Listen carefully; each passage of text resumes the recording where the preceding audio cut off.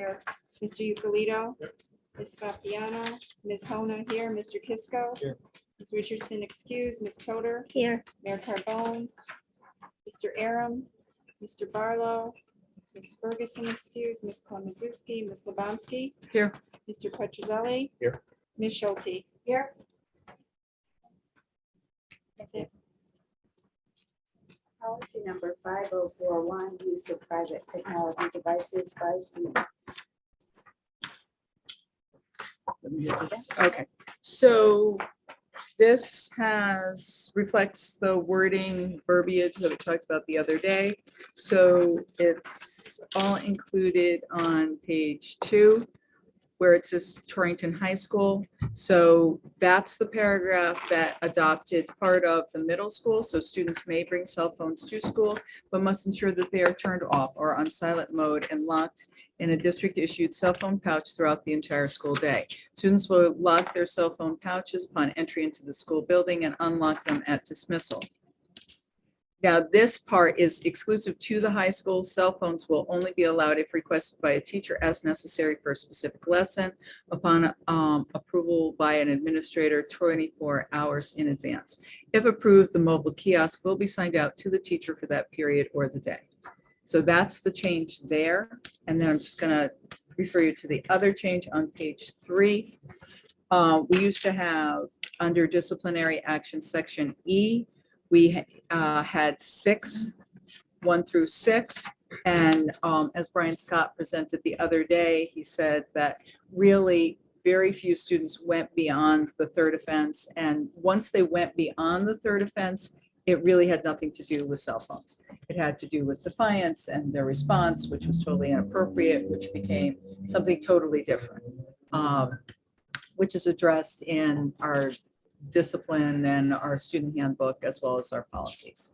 So 4, 5, and 6 became what was previously on number 6, which is an accumulation of disciplinary infractions including, shouldn't be included, sorry, those related to cell phone misuse and defiance may lead to suspension or possible expulsion if chronic non-compliance is evident.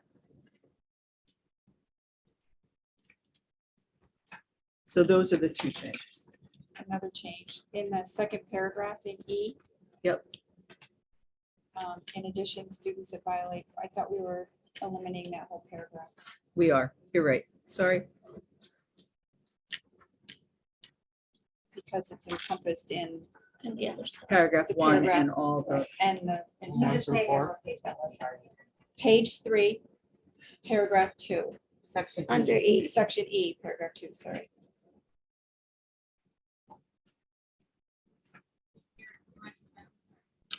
It's eliminated as we discussed because it's encompassed in the paragraph before and the 4 levels of violations. You're welcome.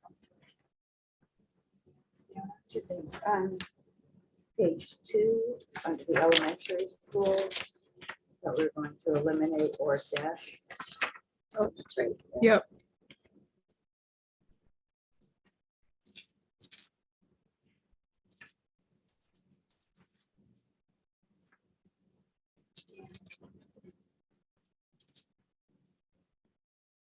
And then just in that previous paragraph to that. Could be not remembering exactly how we left the last meeting, but I thought we had decided we were gonna try to get devices for like the drone class. Yeah, so that's that. included in that they would have to sign out the mobile kiosk. And what we may find out is the drone class is using them 3 out of 5 days. So they're gonna just have that in that particular class or what have you. But I think we have to determine how often they're really using it. So this gives flexibility to have the administrator, have the teacher and the administrator have that conversation, then we can track it. So then, do you think then we would need a sentence saying under no circumstance will a student be required to have a cell phone? Or something to receive their education?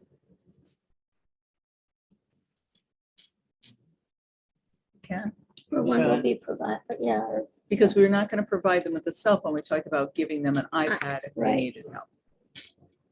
That was my question on the iPads, that I thought we talked about not having to open the cell phones because we had iPads that they could use that had the same apps.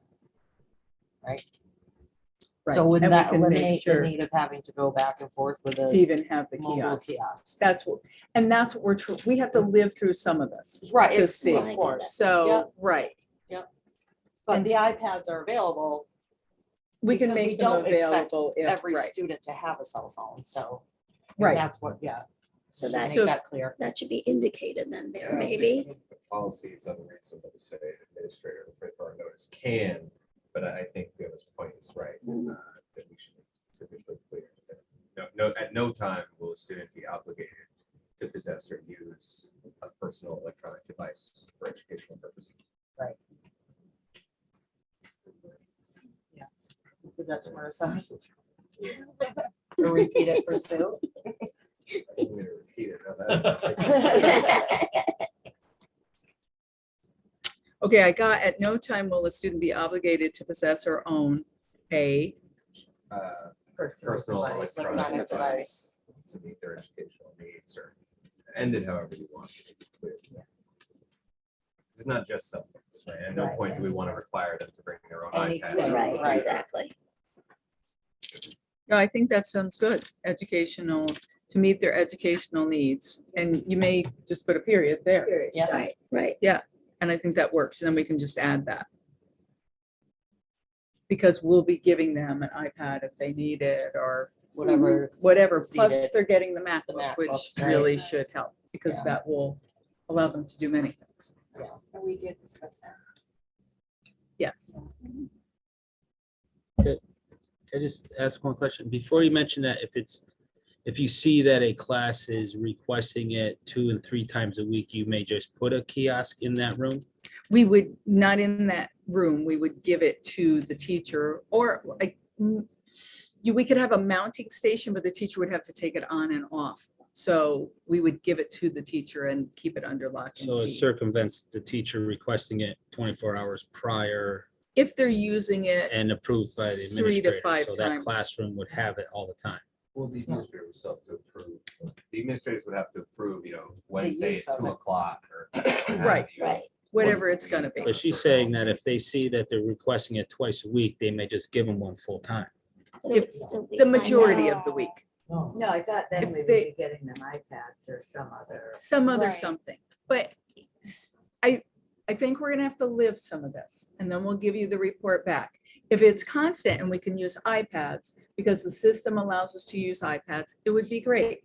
If the teacher, if we are having a problem and we can't, and that's gonna be one class out of, I can't tell you how many class offerings we Yeah, have, that's the only because one we that have was over 1,000, determined, right? exactly, I think that's it what was I'm just the saying. drones class, Right. so maybe it'll fall into So place. that's why I'm saying, yeah, if it's 4 or 5 times a week, we may try and work something out, but I don't know. We'll see. We have the iPads as well.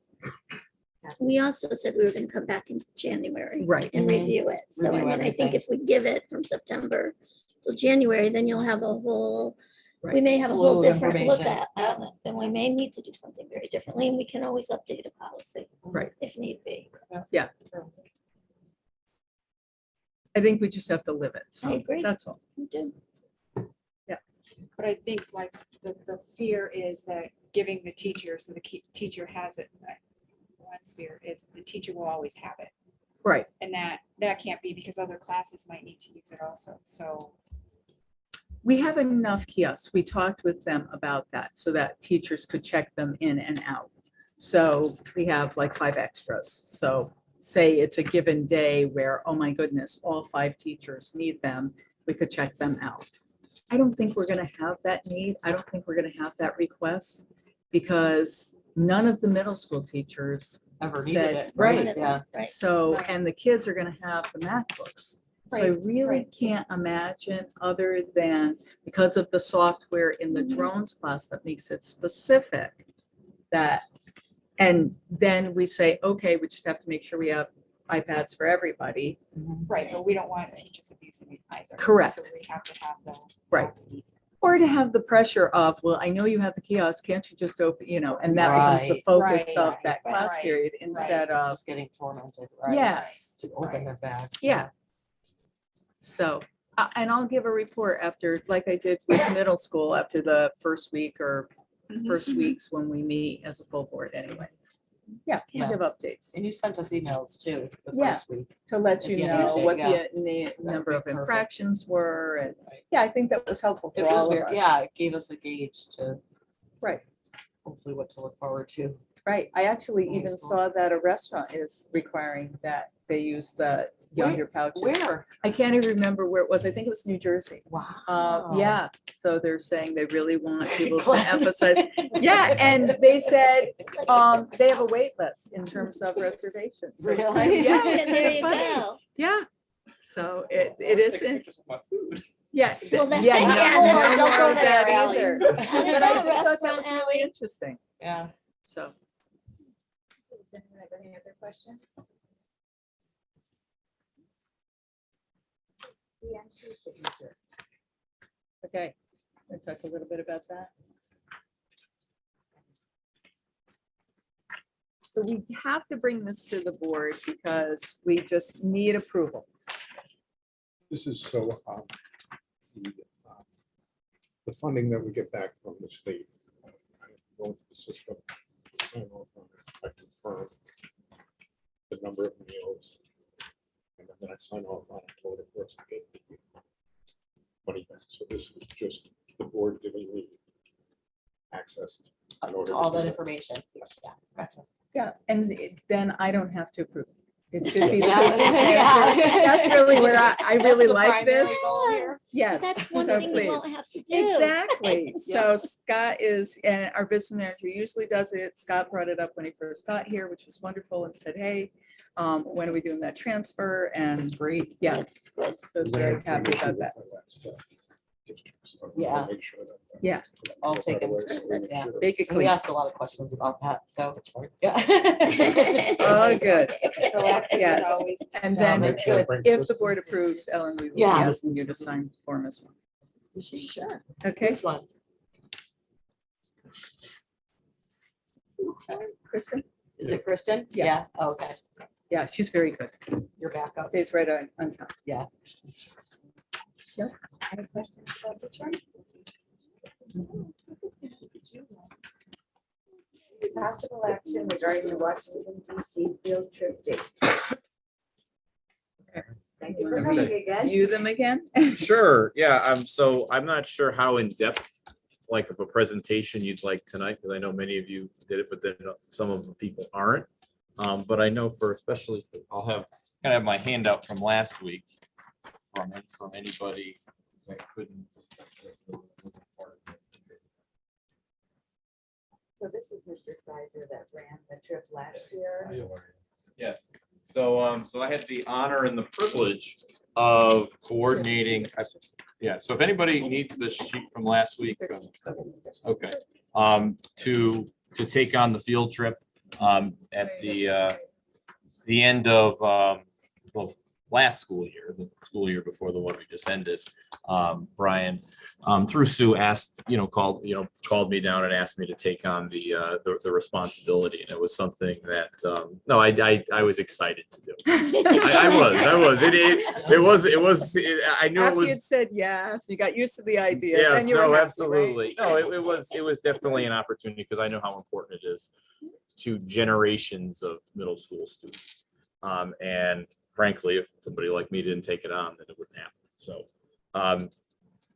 So, this year's program, we had, after a lot of promotion and a lot of, work, even some fun, funding that we had, we did have 170 students go on the trip with 22 chaperones, the largest we know of in recent history. The field trip is really connected into the curriculum beginnings through Reconstruction. Although it is definitely multidisciplinary, it does illuminate things from all the subject areas as well. But again, basing it in the whole idea of beginnings to Reconstruction in U.S. history, we went to Mount Vernon, the National Archives, the African American History Museum for the Smithsonian, Ford's Theater, We met with Senators Blumenthal and Murphy and their staffs, which was the highlight of the entire experience. Went to Arlington National Cemetery. And it was an experience where what the students learned and did throughout the school year in school, we now lived it. We now lived it. We saw it. It brought everything to life. It was really experiential learning at its best. And this, along with the life skills, how do you conduct yourself in a restaurant? How do you order for yourself at a store?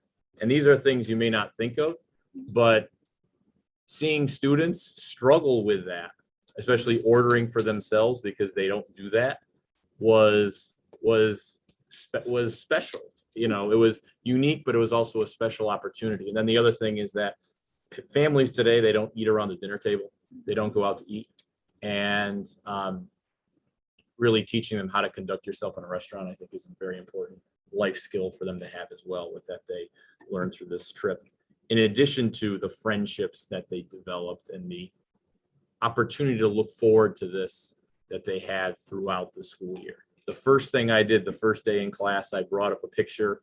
The welcome slideshow is a picture of me with Congresswoman Nancy Johnson on the steps of the U.S. Capitol on my trip to Washington. And yes, and that really set the tone for the entire year. And the class, you teach them about we the people, and then they go and really see it. And I know I'm going to go on a tangent, but you read so much, you see so much about students more than ever, talking about how they don't have any friends, they don't have anything to look forward to, they're depressed. Well, this is the kind of thing that really turned that around, where you had students at the end who I kind of talked into going, say, how did it go? The best 4 days of my life, the best 4 days of my life. And that's an absolute truth right there. Now, for those that are not attending the field trip, there was a multidisciplinary supplemental program that we did offer. We partnered with the American Indian Institute out of Washington, Connecticut. They came in and did a program. We partnered with the Historical Society. We also worked with World Strides, the company that we had, and they gave a big colorized booklet that had basically information on everything that the students were doing on the trip. And then there were different activities based on the experiences that they were having. Okay, the places that the students were going in Washington, there were activities that were meaningful. Like, I know for the one when we went to Jefferson, the one that they had at home, it was all about how Jefferson, when he wrote his epitaph on his tombstone, he didn't include the fact that he was president, because he didn't view that as something you want to be remembered for. You want to be remembered for writing the Declaration of Independence and starting the University of Virginia. And it was a whole thing about what is a legacy? How would you want to be remembered? And so it was really meaningful things that were done back at Torrington Middle School as well, that from the teachers that, obviously stayed behind, said that it was more successful than had been in previous years. So as we look ahead to a successful trip in 2023, in doing a 4-day, 3-night experience, we want to incorporate Gettysburg as well, in trying to base this in our curriculum more and more. I worked with World Stride. There's definitely a way to do it. The cost for the trip, the sticker price is $969, which again, it is a lot of money for the value of what you get on the trip. It is tremendous. And also the services that World Stride provides you on the trip, the safety net that they give you on so many things is worth every penny of that.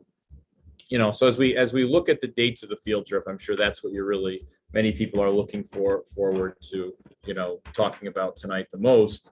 One of the things is knowing that, again, not really being part of the discussions, but obviously hearing things through the grapevine about the dates being a concern.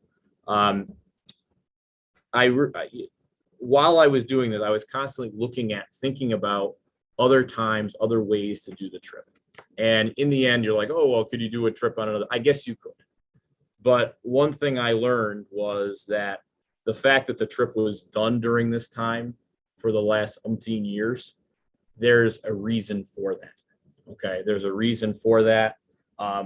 Whether it was because it fits with the congressional schedule. And when we're like, oh, well, we'll go this time. Well, the Congress is out of session, and meeting with the senators was the highlight of the trip. It was so good. And their staffs, they really understood what a bill was and how it becomes a law. And they know that they have 2 senators now, I can tell you that. Going to Arlington National Cemetery, where you have the soldiers putting out the flags for Memorial Day, which is something that they do the week before Memorial Day, makes the experience that much better. That couldn't be recreated at another time. And I think also the idea that it's close to the end of the year, but it's not exactly at the end of the year, makes it different as well. Like I was talking with Sue, and we were looking at other dates like in June. And basically in scouting, I always have a rule of thumb, don't do anything in June, because whenever you plan a thing, well, this is the band thing, this is the algebra test, this is when they have their field day and all these other things. As we were talking through things, again, we kept coming back. I kept coming back to this date. And it also fits with our curriculum model for us to go down and make it the best trip from an learning experience to go at the end of the year when they've had the learning and now you can connect to it. Makes a lot of difference. To try to go earlier in the year before they learned about the Civil War and then take them to Ford's Theater, it doesn't mean as much. You're going to take them to Gettysburg before they learned about Gettysburg. Well, it doesn't fit as well. And teachers fit their learning, their teaching to kind of lead into this end of the year trip. And I also think socially, having an end of the year 8th grade trip, I think people culturally look forward to that thing because that's something that people equate with 8th grade. A lot of these students, although we'd love to them go to the high school and hopefully with the new school, we'll get more of them. They don't all go together to high school. And I think having this end of K through 8 celebration, which although it's learning, it is a celebration as well. I think that fits into what people would like to have as well. Now, when I talk about what people would like to have and so on and so forth, to bring the anecdotal information to actual facts, I did do a survey, and I have the survey results here. Now, I tried to put this on a one piece of paper because I only was trying to print it out on my copy machine. So we may need some magnifying glasses here, but What do you say? no. But you can have the data, and just so you don't think I'm just blowing smoke, People's names on it. No. We do, yeah. I'm supposed to have that. Well, tell us the statistics, then we can see whether you literally need to pass out Okay. So- information. How's that? Okay. So all right. Okay. Yeah. It did have Yeah, they there. didn't know that was gonna be public. Yeah. Oh, it's supposed to be public. No, Oh, they okay. didn't know that you were probably sharing their public choice one way or the other. So I'm just saying, go ahead, Okay. because in the first meeting, you just talked about the survey results. I think that's important. What do the survey results say? It says overwhelmingly that to keep the trip as it is. There are people that are fine with it if we moved it around that same time of year to stretch into a weekend. It's not the highest choice, but it would be something people would do. Moving it to an April vacation, basically the feedback is that it's a sacred time for families. And honestly, it's a sacred time for teachers as well. And even for me to run the trip, teaching is a tough job, and needing that break, I would be worried. This is not a butt in the sand, sit on the deck of the hotel while the kids go out in Washington. You're working throughout that whole day. Down, when was I sending you emails? Yeah. 2:00 in the I was morning. gonna say, yeah, after a long day. Yeah, and to then come back and say, okay, well, now you're gonna go back into the classroom to take the May to June stretch where you in a lot of ways need the most energy. I would be worried I wouldn't even be able to do that, have that, and then it would affect my teaching in the classroom. So that's the information that really came from this, was keeping it the same or stretching it into a weekend around that same time of the year, and then I did a teacher survey where the teacher survey essentially said the same thing. The teachers wanted, I had them do a 3-2-1. How likely would you be to participate if it was the same, if it moved into a weekend around that same time, or if it moved to April vacation? And most of the threes came on keeping it the same. You have 2s and 3s, more or less, in the moving it into a weekend, and then the April vacation one has a lot of 1s in it. Right. Yeah, so they don't want to do that at all. At But all. it's a combination of families and staff. It that is. Are saying they're really not Saying- it's- interested in those dates. In saying really like I said, saying the same thing. I put on here the date, like knowing that, in life we compromise, and being willing to compromise into stretching it into a weekend. That's something that we can do, that I kind of, we're definitely open to doing. And then we have obviously the survey information to kind of back it up, like keeping it the same. Again, there's a reason it's been done this way for a lot of years. Moving it into a weekend is something that we could do. Again, moving it after the school year ends or during April vacation doesn't seem to be an option. So your preference would be Tuesday, May 23rd to Friday, May 26th? That would be the That would be the perfect, number that one. would be the number one. Bumping it that week into the weekend, the Wednesday to the Saturday would be the second choice.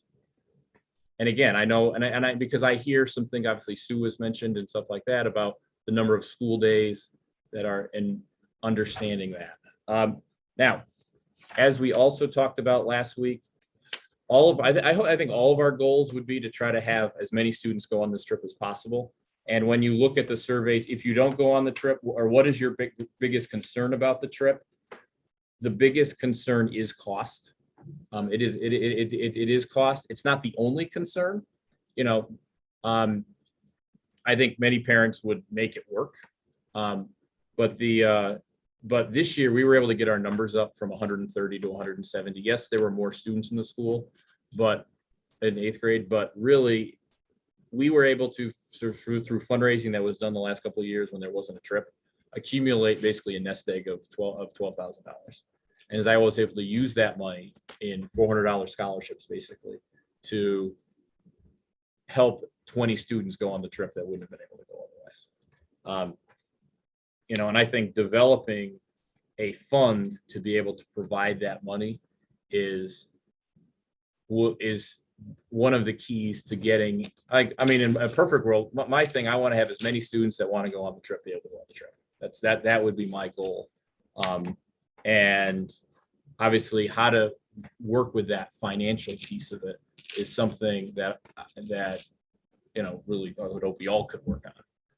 I don't know what the answer to that is, but I mean, I'm also not the smartest person either. So maybe, we have a lot of, talented people in this room. I was just putting things on here, donations from alumni, community partners, teachers sponsoring a kid, grant funding, anything from the board. I mean, items, fundraisers, whatever that, obviously all of you are well-known people. You wouldn't be on the board if people would vote for you, like connections that you have. Developing that fund. I don't know. how to You do also that. said some families just. Oh, yeah, no, and students then felt I said it wasn't the uncomfortable, only those thing other cost. factors. There is a fear from families, and it came out in the survey as well, that of being away from their kids and kids being away from their parents, which there was more than I would have expected of that for that length of time. You have a lot of kids that I don't, even by 8th grade, again, it opened my eyes, that had never really been overnight, been away from their parents. So there is a clientele on that I think no matter what we do. But I think part of that is developing this program that is multidisciplinary, that is quality, that would be able to happen at the middle school or on a day trip or something like that for students that wouldn't be going. I think there's a way to make those days special for them as well.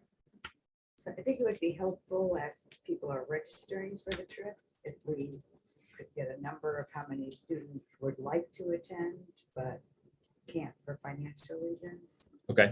versus how many just aren't going to go no matter what. Because if that number comes down to 80 kids that can't go because of financial reasons and 100 aren't going no matter what, then I think maybe, you they're utilizing the chamber and different avenues to try to see if people will be going to sponsor.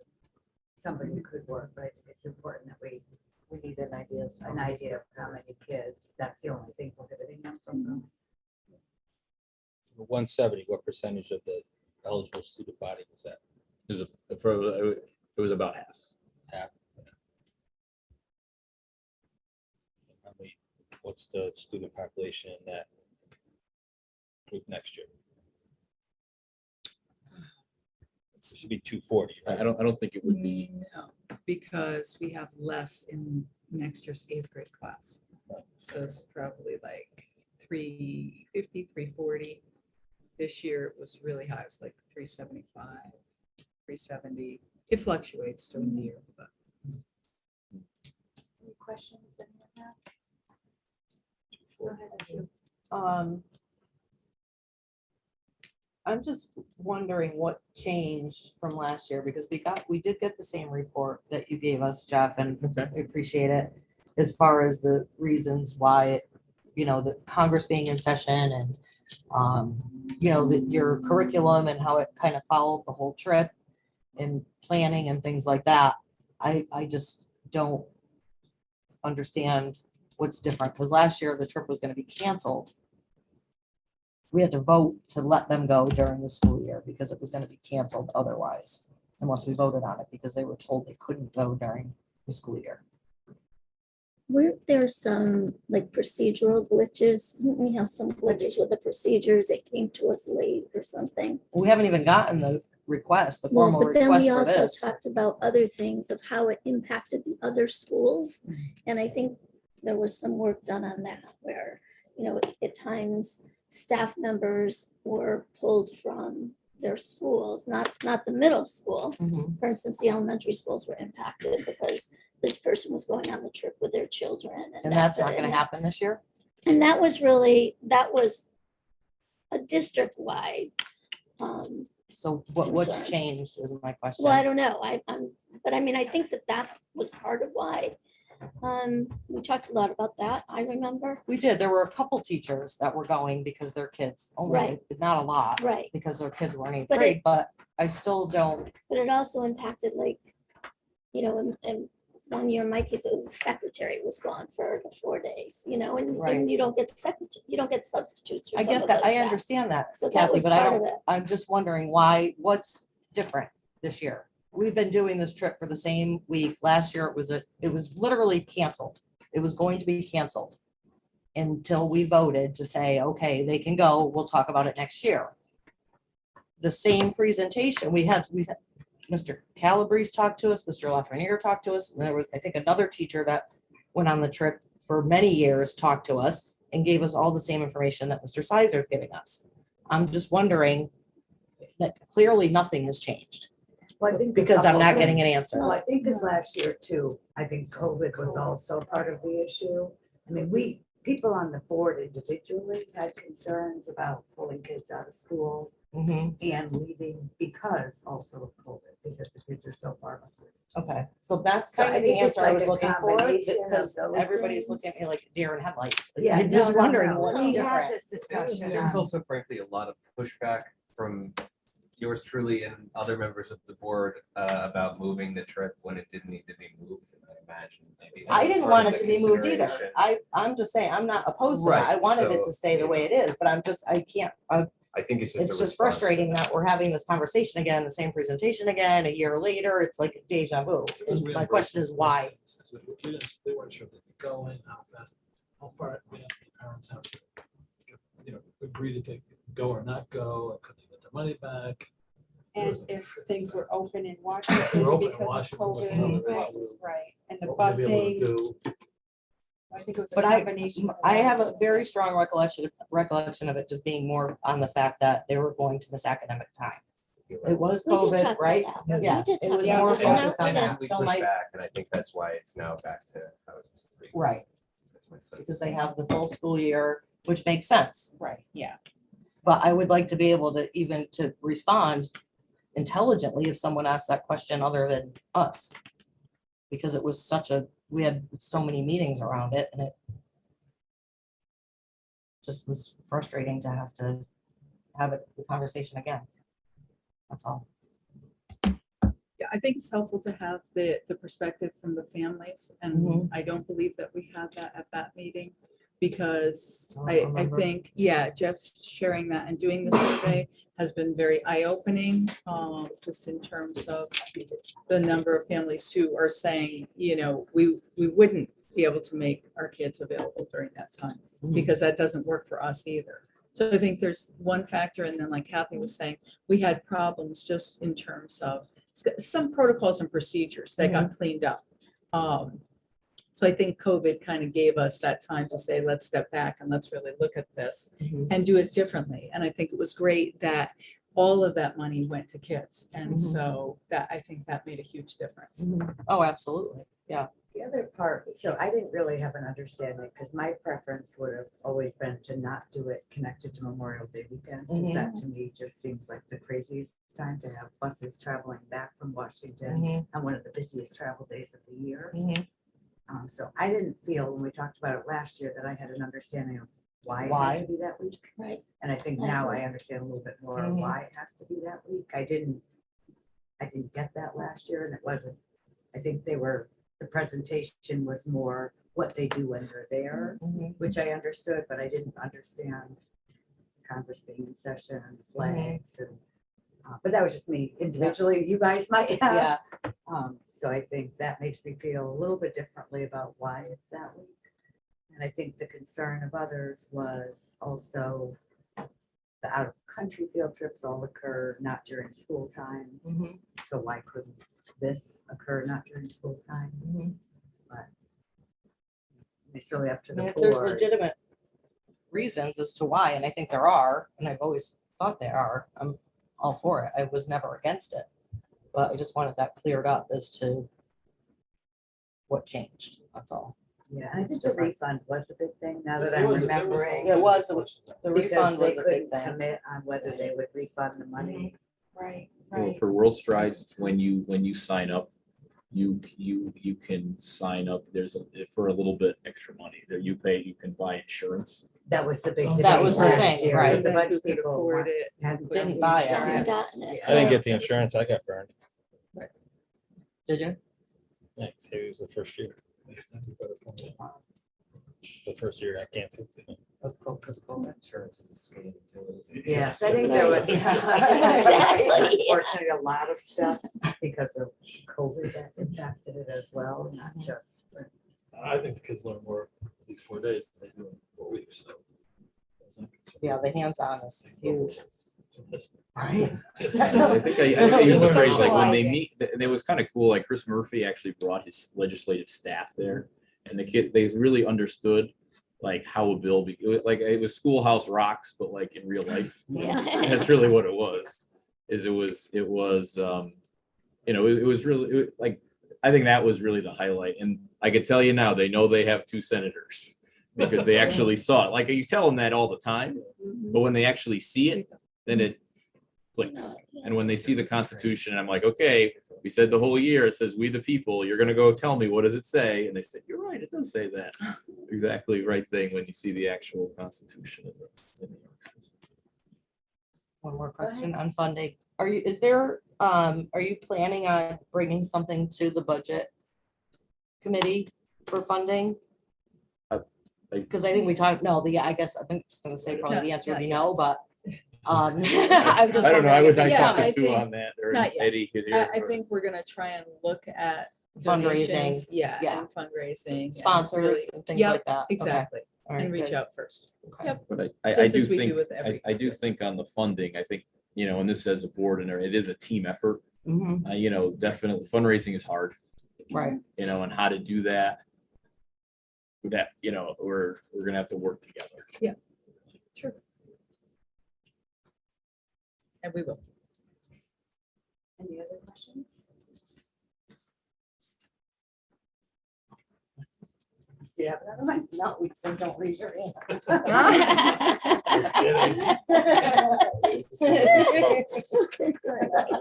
Just what he was thinking. I'd like to entertain a motion to approve policy number 5041, use of private technology devices with the suggested changes. So moved. Second. All those in favor? Aye. So me and Kathy. Anyone Anybody? opposed? Abstentions? Entertain a motion to approve authorization for the signature change form for CNP. Second.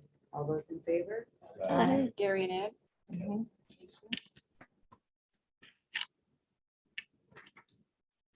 Entertain a motion to approve the Washington DC trip for Tuesday, May 23rd to Friday, May 26th. Pending a final field trip submission form to come to the full board in September with the number of subs. All those in favor? Aye. John and Ed? Unanimous? Motion to adjourn. All those in favor? Aye. I'll do John and You're Gary. at 5 minutes to go to that. 5:55. But that was good. Can you just state for the record that this is a non-meeting and no action will be taken? This is a non-meeting and no action will be taken. Roll call, Ed Corey. Here. Ms. Mangan. Here. Approval of the agenda. Got a motion to approve the agenda. Second. All those in favor? Approval of minutes. Motion to approve both. Second, all in favor? Aye. Any public participation? Is that a yes or no? I think so. Okay. Mutual aid presentation. It's all yours. Thanks, dude. Maybe we'll go set up a little bit. My name is Fred Maintagan. First, I'd like to thank the members of the board for inviting us in here today. Kevin, thank you very much. I texted Chief Baldwin to see if maybe he was invited here too, but I think he's involved in something today, so he can't make it. I worked at Torrington since 1986. I worked for OG. I work for Mutual. And so I come here every day. I know all the restaurants, the good ones and the bad ones, and a lot of nice people here. So this is a particularly important presentation for me. So, short history, Mutually, we started 17 years ago. And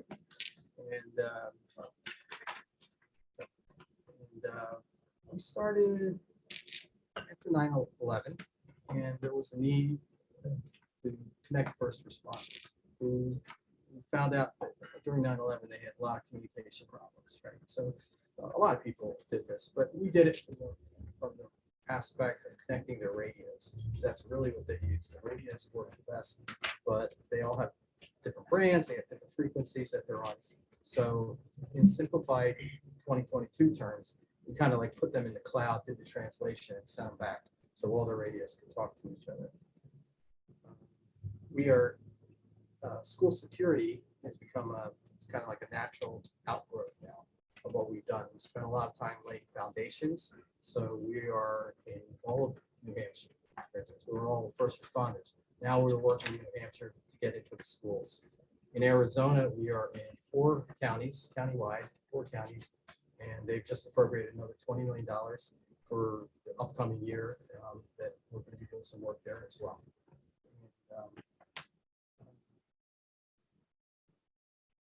We're in, more locally, we're in 4 school districts here. The biggest are Waterbury and Danbury. So we're implementing right now in there. And Plainville, there's one more. Norwich. Let me introduce the gentleman to my left. This is Chief Dooley. He just joined us, but he was the chief at Southern University. And this is the founder of Mutual Aid, Mark Hatton. Apologize for, that's when I just started talking. Okay. Let me tell you about Mutual Aid and Torrington area. Okay, because you don't have it in the schools, but you do have it at the police station. When in 2019, I think there was this initiative to have all the state colleges have neutral. So all the police stations were taken care of. They're all set up. So that's one hand of the shake, right? We have the police and the schools are the other. And the state police barracks, yeah. So we have that. We are in the process of getting, well, a couple weeks ago, we installed Neutral Link at one of our local establishments, Kids Play. That was started by Ken Merz, who I worked for years. And so they just had the 10th year anniversary. And we're going to give them rave panic buttons. And the rave panic buttons will work where they press it and the police will be notified. That's an example of a rave panic button. And Mark, could you hold that up again? Yeah. There's one thing I'd like to show is that you just see a gun, and that's like the worst case, hit that button. But you also see a silhouette of yes, the 5-second timeout. We also got a friendly officer over there, or a badge. It's a badge. So a badge is like, we have a police situation, but it's not a shooter or anything like that. It could be from City Hall, somebody in the tax department is a little upset because taxes are due and they don't want to pay. So It also has a button for staff assist, so you can use it internally yes, if the staff needs to get to other staff members without invoking any other type of activity. right. And if the EMT were on Mutual Link, you could also get EMT in there. So for schools, that's really important. You know, kids get hurt or there's emotional issues that can be dealt with. At the Kids Play 10th anniversary, Governor of Vermont came in, and I was lucky enough to get 3 minutes with him. And I gave him a demo of the product. I guess he endorses. And his comment was, "This should be. Why isn't this in all the schools?" That's what he said after he saw it in a 3-minute demo. So let me explain how I've written that we could design it for Torrington. We have a new product area called Link 360, and that's a new generation of software. It's easier to install. You don't need special computers. It'll run on any Windows machine, and there are variations of that too. There's a K through 12 version of it. It's literally the same version. It's just that we have the price for schools, so it's like the price or something. Pretty close. And then, so we'd like to have Link 360 products in there with something called Remote View that allows any of the cameras that you have, any of the IP-based cameras that you have in the schools, be available to the police when a panic button is pushed. So in other words, if it's in the middle of the day, nobody can start just looking at the cameras in the school. It has to be initiated by somebody that has a panic button assigned to them at the school, right? So, and the licensing for the panic buttons are site-based. So each school pays one flat fee. And if you in a big school, you only need 3 people to have it, fine. If you need 30 people to have it, fine. There's no additional charges for that. Panic buttons, as we were shown, can be programmed to react the way you want them to react. The buttons can call EMT, they can call, well, if the EMT has it, which I don't know if they do in Torrington, but I know the police have it. So you can you call the police. There's also another product that we really recommend for schools. It's MXPPT, we call it, but basically it's push to talk. So you can install it on 6 phones. I had 6. You need more, you can have more. You need less, you can have less. You install it on the phones, and you can use it as a private intercom system at the school. So you might want to put, say, maybe you'd have the principal, the vice principal, the nurse or nurses, if you have local nurses, and perhaps any teachers that were trained in coping, dealing with children trying to cope with a mental dilemma that they're having, some kind of psychological dilemma, you know. So you could very quietly talk amongst each other and say, we're having a problem, so and so, can you meet me in this room, you know, and let's see, you know, no need to call the police or anything like that. It's like a private network, and it's something we highly recommend.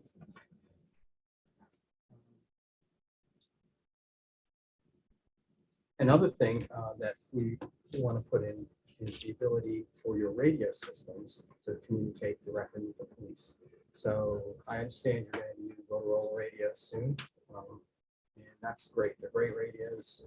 And we put in what we call a radio gateway, just in one location because they'll all be connected. So we just need to have one donor radio, we call it, plugged in to our gateway. And then that radio will handle all the communications in the event of an incident back to the police or any of the other first responders.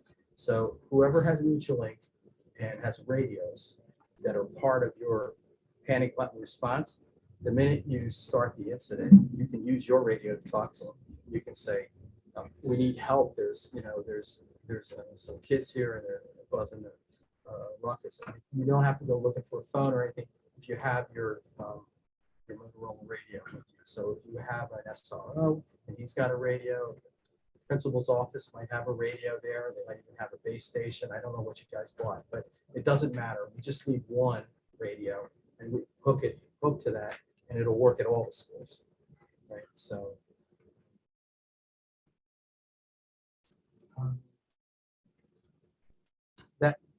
that's about it. I'm going to give a demonstration. If you guys just give me 1 second to start it up, and then I think you sent me a link. So Mind if I cap fill over while yes, you get your yes, mic why in? don't you? Yes, I missed You something. care if I stand up?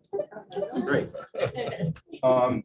So as Fred just said, we have a product that connects to the infrastructure that's already in your schools. You don't have to go buy new radio systems. You can, but we connect to what's already there. And our product essentially takes what's in the school that you bought for security, which by the way is not a response product, which is all these incidents that have already proven. You buy all the security products, some bad guy gets in the building, and the security products just end up as evidence for after the fact. We convert that to a response product. So as Fred was saying, you take any panic button, a rave, Raptors, dozens of different panic buttons. We resell them if you want them, but if you already have them, we'll connect to what they are. We essentially map that to a rules engine that's in the cloud, so it takes away the human error, people trying to do things when they're under stress. We work with the police department and ask them to work with the school district to see what they want if something goes wrong in that building. So I like to say, you push a panic button, 6 to 8 seconds later, over at the police department, all your infrastructure is laid out live, playing, the cameras are playing, the radio voice from the school is over there, and they can now start to coordinate with the state police or wherever else. I mean, we're talking about the bad event. This is the thing that, quite frankly, nobody ever wants this to happen, but it's been proven over and over and over again that it's just happening.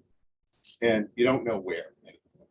So the conversion of security, all your investment in security products, now, without making you change them, we turn them into a rapid response product, and then they work. And this is not, we're deployed in literally a few thousand schools now in the country. We're starting to do some here in Connecticut. Connecticut's starting to fund things, and there's money freed up from COVID and the likes. And quite frankly, and the sad truth is, we saw this years ago. It's just everybody's now seeing it. It's just so obvious that this problem is out there. And it's, though we'd all like it to go away, it's not likely to just go away. So what Fred's going to do is he's going to show you our network. And we're going to use the kids museum, right? Show the kids play. Kids play, yes. So we just deployed Kids Play. We will tell you it's not 100% finished. It's 90% finished. The only thing that's not installed yet in Kids Play is the panic button, which will be installed here in the next couple of weeks. But we have the ability through our own panic button to activate it. We have permission from them to do that. So right now you're looking at MutualLink's map layer. We have learned that response, it's very important that that the responders look at the school from a map perspective because they're responding. They need to know which door to go through. right? Which doors not to go through. And we take the floor plan of the school, we do our own work and we convert it so that it can drop onto the building itself on the map. And what we'll show you, you Mhm. want to activate that? Or Well, what I would you want like to, I want to show a panic button that would be, well, first I want to talk about what you're looking at there. Yeah. You are someone in the police station, call something, the police station, and this screen is up for you. And what you're waiting for, hopefully, is that nothing ever happens, that the screen stays there. But if something happens, the panic button is used, and I'm going to use, if you look this way, I just have this simple panic button here with the Kids Play logo on it, because they don't have the rate button yet, so we built some temporary thing. So I'm going to hit share, and when I hit share, okay, so now I'm at Kids Play or I'm at the school, and I hit the panic button. So I hit share, and now I'm going to wait.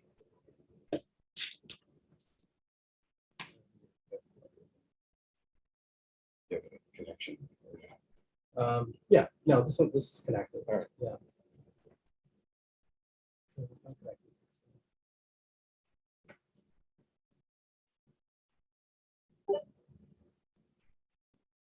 Okay. So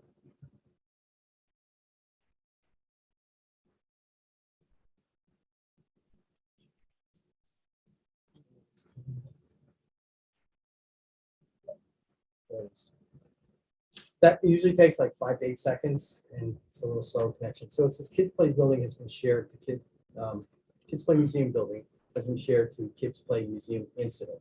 So when you press that button, when I press that button, it immediately created a mutual link incident. The only one in the incident at the moment is Kids Play on their panic button. The police will see this button and they will say, okay. And then, actually, bring this back a second.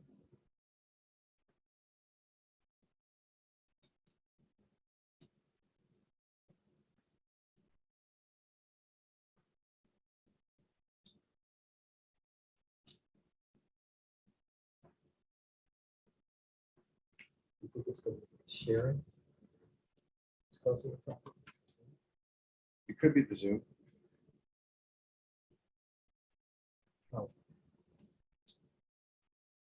There we go. I'm sorry. It was covering this thing. This is flashing at me. So when I click on that, that will.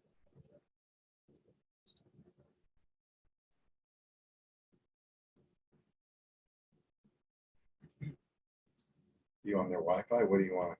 I'm on my phone. Oh, So that's fine. everything's You're going through. using your I hotspot. have to. 'Cause I don't know Okay. the passwords. So this refreshes a little slower than normal. He's using his phone to get to the On end. TTS open, we'll probably speed things up a little bit. I'm gonna leave it the way it is. It's just a little slower. In a live environment, the police are hardwired into their network, and the Wi-Fi is great at school. So I'm gonna Anyway, hit OK. that was supposed to open up in 6 seconds. Yeah, And it does and- in the real and it world. usually- and it usually does. All right. And what we do is we open up we like to open up 4 cameras that are closest to the panic button. So again, you push the panic button, 6 to 8 seconds later, they're looking at the floor plan with live cameras, and generally 4 of them closest to the panic button are playing. And you're not gonna have enough bandwidth to do it through your phone. Yeah, but it's just gonna be slow because I'm using my hotspot and it's inside of it. The radio voice from the school would be in that, so the police would be hearing any voice traffic coming from the school. And what you're looking at here, if I can make it a little bigger, what you're looking at here is this green camera here by the entrance. That is green to indicate that's the view that I'm looking at. And it's titled front door. And I'm just make it smaller again.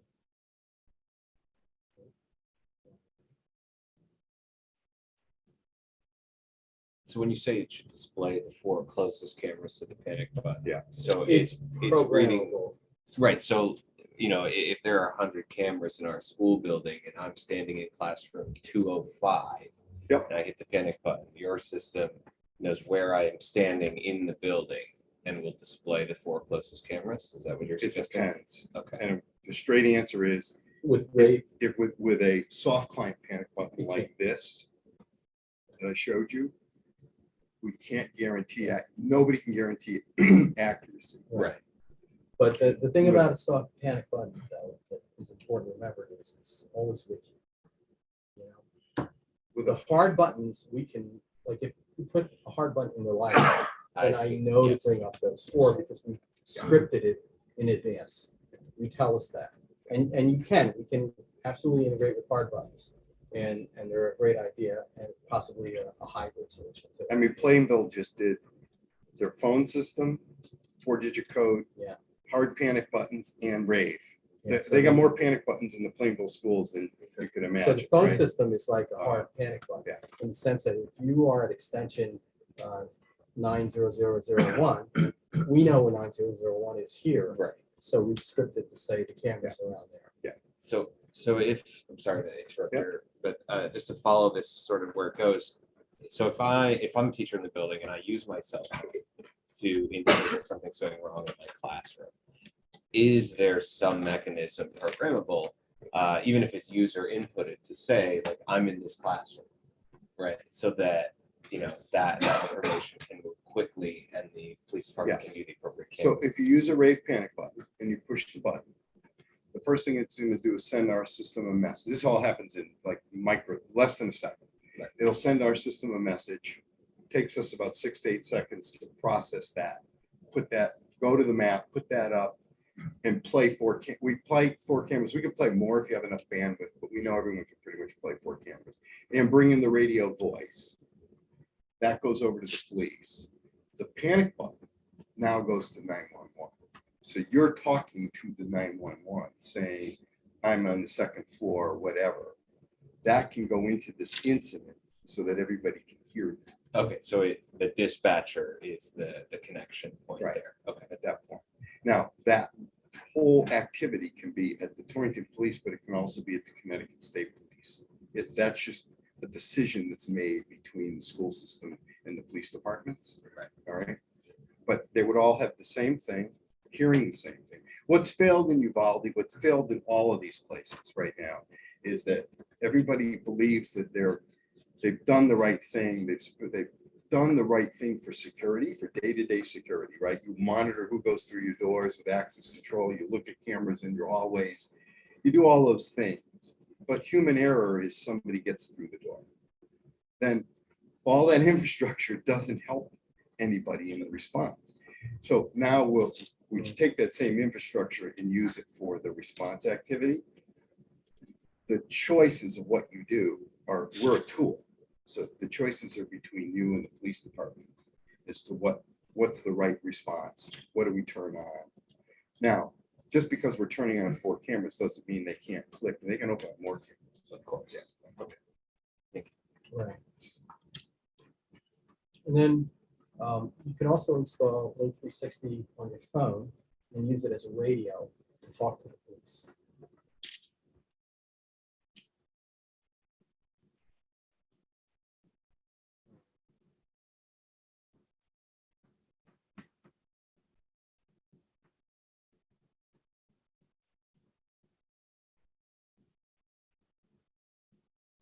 Yeah, the connection's pretty bad here because I'm reconnecting. So I did get a second camera up.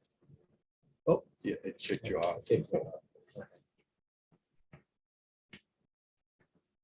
Then I'm not gonna try, but and I can't even get a connection on that side. I'm not on that system, but I'll show you what it does.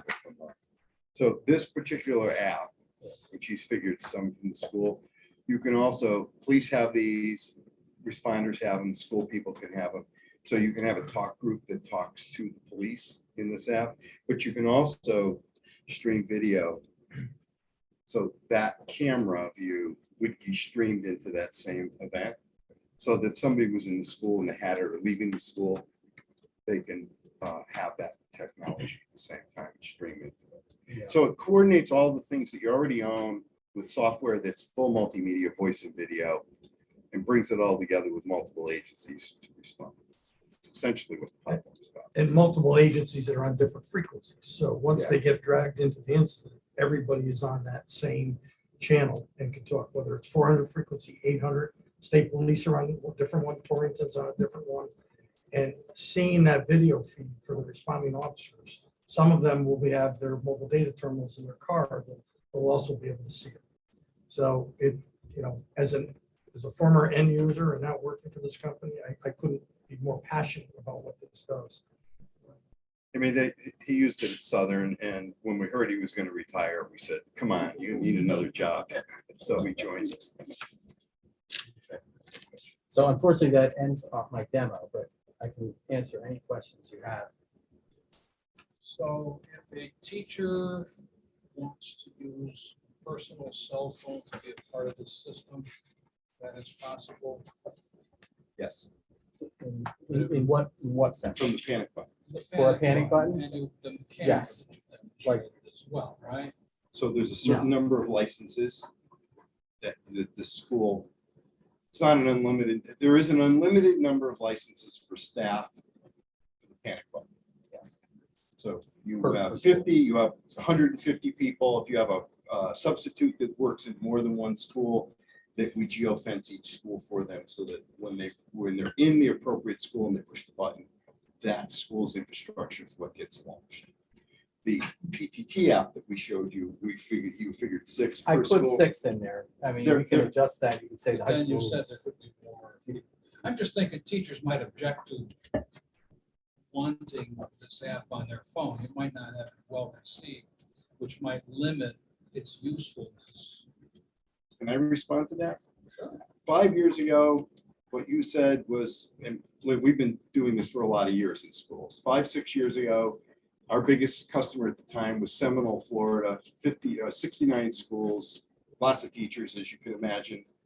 And I would say we had a 60% success rate 5 years ago. They're up to a 95% success rate now with what's going on in this country. Meaning, you're right, there was a lot of objection. Why am I going to put this on my phone? It's my personal phone. People just want to be protected. So, you know, from that perspective, there are very, very few people are objecting with it. They're not paying for it. This is They can paid turn off for. location services too, if they don't want it. They can turn off location services. There's also other companies that have panic buttons that are wearable, you know, and some places, particularly in urban areas where teachers use it really strong, they prefer that. They would rather the school spend $1 million to buy these little things so that their phone doesn't have anything on it. But those don't give you the options that we give you, like something like Wave or Raptor. You can design the buttons that you need. So if you want to get just EMT, you just want to get the police, and you want them to know it's a friendly approach, you can have a button for that versus a shooter approach, you know, or a violent approach where you want more people to respond. I prepared, because I was told that you guys want to know what it costs, so I prepared. We have more questions. Yes, I'm sorry. Yeah, there's questions. If someone has it on their personal phone, can they use it personally? Only in the school. I mean, It would only work in the school. when they push the button, let's say they leave the school grounds, so it's geofenced to the school. They leave the geofence. If they push that button, it's just going to call 911. It won't activate the school because they're not in the school's grounds. But they can still access. It'll dial 911. Say it was dialing. All the button will do is just dial 911. Okay. So, yeah. Oh, mm. Kind of adding to that, the other districts that you've worked in. Yep.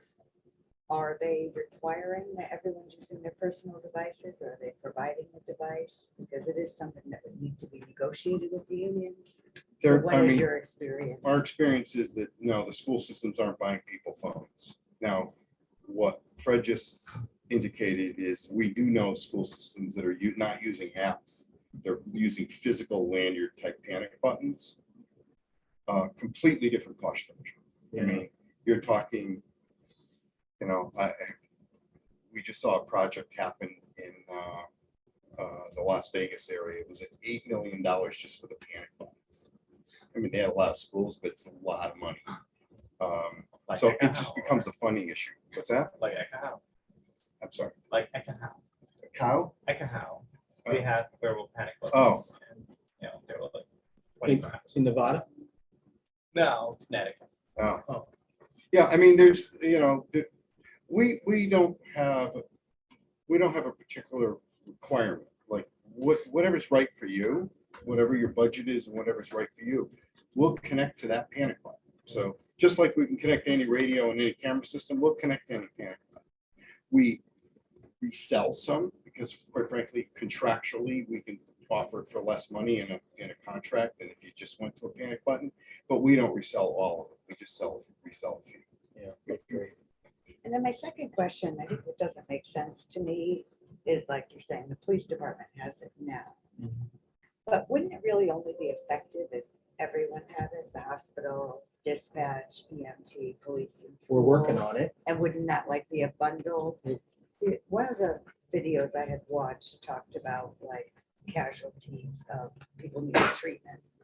So it was able to determine how many go to the Torrington Hospital, put other hospitals on alert. So does Hartford have healthcare?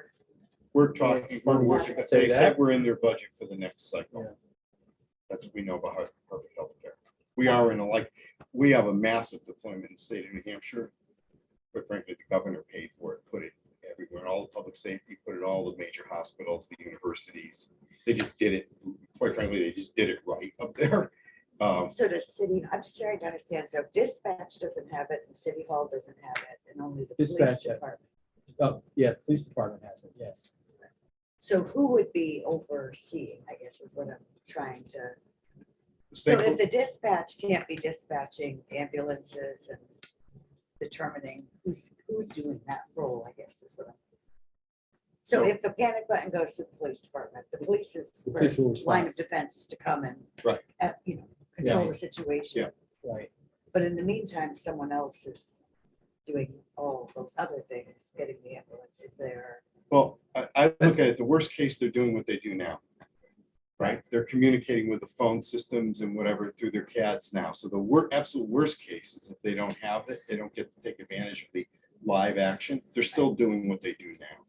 And that's not going to change. But Hartford Healthcare has told us that we're in their budget for the next funding. And the problem is it's chicken or egg, right? Well, we need this, we need others on for the Right. healthcare to have it. Yeah, Right? I guess my concern is just, I would hate to have more confusion that may. Right, so if dispatch is involved, we've got now people calling 911. We've got other people working through the system. So I just want to make sure that it wouldn't Right. delay But anything. You know what I If mean? it's coming into the police department, it's coming into what the PSAP area, the public safety answering point 911. All that triaging for medical services, hospital coordination, sponsor hospital, which one is it going to? All that triage is going on now in conjunction with the emergency, the PSAP and the police department. Fire department, I'm not quite sure how it's here, Litchfield County dispatch. We have a radio gateway in the fire. Yeah, Dispatch. so that is being done now. This will just streamline it, won't add to any confusion. Having the video available to them to be able to tell responding individuals where they are, or to activate it in the school, even if people run out, they're already gonna have a video feed to tell the responding people where this is. And if it has that map overlay, it will be specific in the building. So right now, it would really just be the police would have eyes inside the building. Eyes and ears. Until all these other pieces were to come on board. Okay, I Yeah. just want to make sure I Yeah. understand. But Police- they're the one that are, they're the, in the most critical situation, where there's a violent act occurring, they're the ones that you really want to have the most information, and we can handle the ambulances a different way.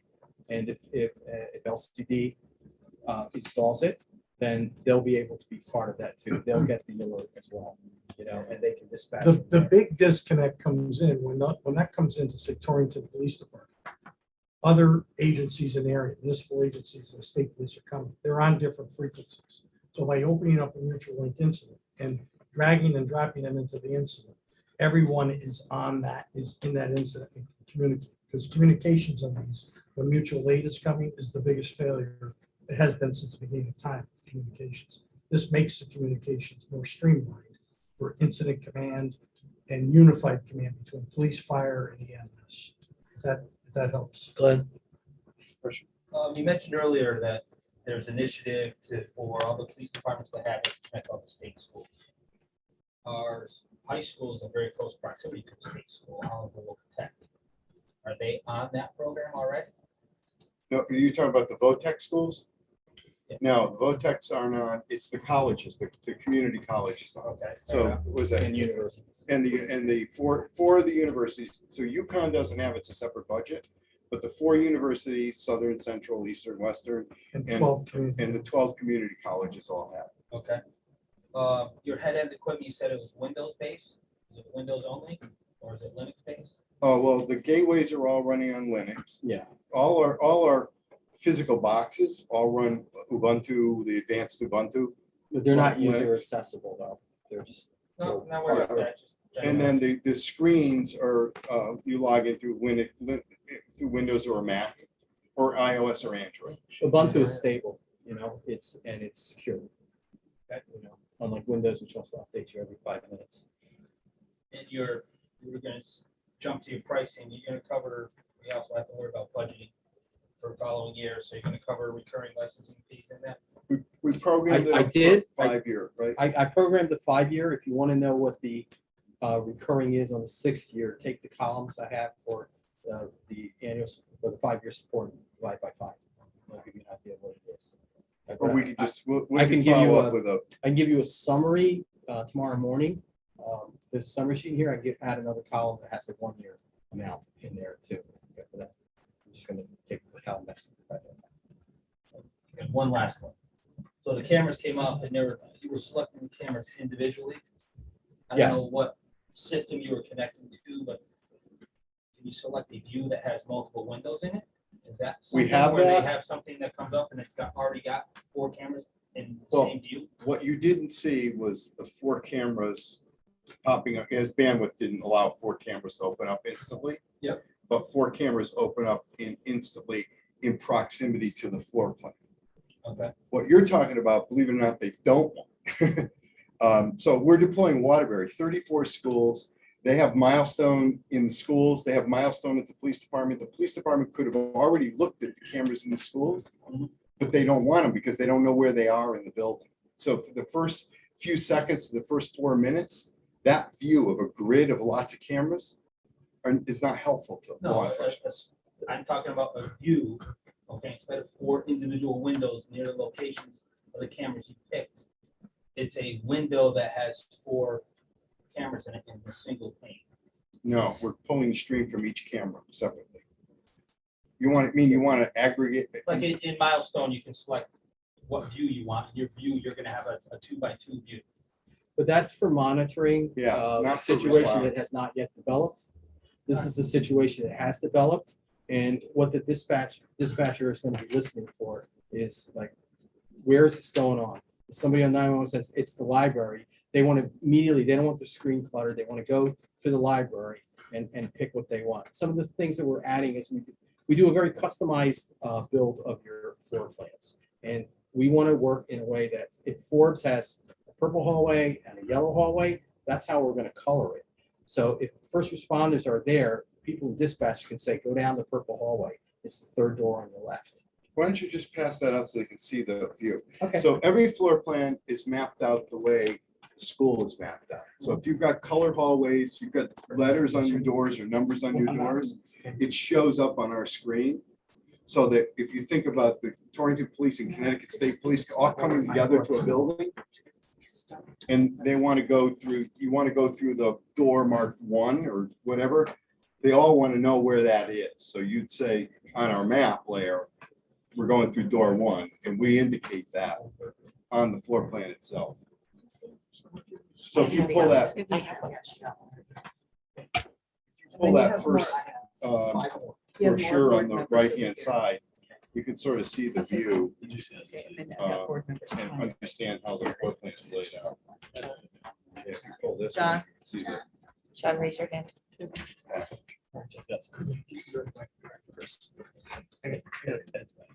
got a couple quick ones. So earlier you discussed sort of multimedia integration. Yeah. I know it's not as popular as everyone thought it would be a decade ago. but is there some kind of textual integration? Because part of, a big part of incident response for someone who's holed up in the corner of the classroom is to be quiet, right? Yep. So is there an integration for them to text into the neutral link system what's happening, what they're seeing? what they're Our app, if they have our app, yes. Okay, and that's licensed separately as Yeah, the- yeah. Okay, and the second thing was just, you mentioned that one of your earlier school deployments had about 60% success rate with getting the faculty to take on the app initially. Right. Almost 6 years ago. Yeah. So in relation to that, what is, like, at what point do you hit sort of a saturation point where you feel like the system really functions as intended? What percentage of the staff in the building would need to be sort of bought in if we're not Sure. mandating anything? I would tell you that 60% is more than thrilled. Seminole, Florida, we've done, I don't know, thousand schools now in Florida. And Captain Francis, and he's on the internet, you can see him talking about mutual link. The story goes, I'll tell you what happened. We deployed that about 5-6 years ago. 65, I think, percent of the staff had the buttons. And we're about 2 months into the deployment, and I get a phone call. It's Captain Francis. Now, I rarely get customers calling me just on the phone telling me how great our platform is. So, but not that I get any customers really calling me how bad it is. My first instinct is something went wrong. He said, the call goes, he said, I want to tell you about an incident that happened today. He said, we had a false alarm. He said, it was the best thing that ever happened to us. Teacher saw somebody walking through the door with a long thing. They thought it was a rifle. They pushed the panic button. The thing went off instantly, just as planned. But because they had our software in the school, the school immediately understood it was a false alarm. They went over to PTT to the police department and said, this is a false alarm on our app. And so they showed up, but they didn't show up with their guns drawn.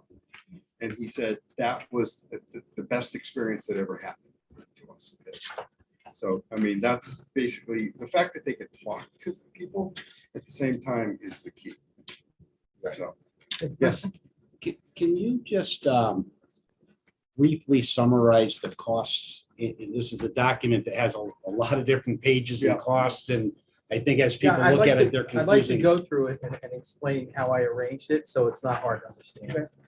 So the first page is just my personal thank you. The second page, I went through and I assimilated information on how many cameras you have. On the floors, I kind of had to depend on Google Streets to figure it out. Well, I used to run by Forbes all the time, so I kind of knew that was looked like 3. So I put all that information in because it's going to get used further on in analyzing what it's going to cost.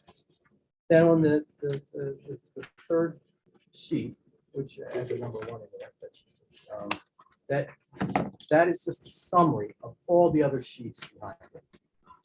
So the total purchase amount, the one-time purchase, the 5-year support cost, it says at the top, multi-year support, 5 years, is the second column, and then the total. And the bottom line is it's a little under 200,000 for 5 years. But your annual cost, based on what the rates are today, would be for all the schools would be 1/5 of that. So it would be about 20. 27 exactly. Yeah, it'd be exactly $27,000. Oh, yeah, $27,000. So that's what that would. What is that support fee? That is for the licensing of the software, because we are software as a service. The hardware is not included in the support. It doesn't really user break or anything like that.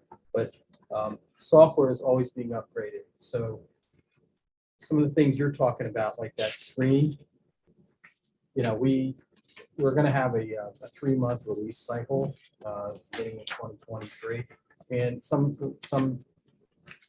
quarters it'll be little releases that are bug fixes, and some quarters that'll be bigger releases. And one of them is to be able to go beyond the real estate of a single window.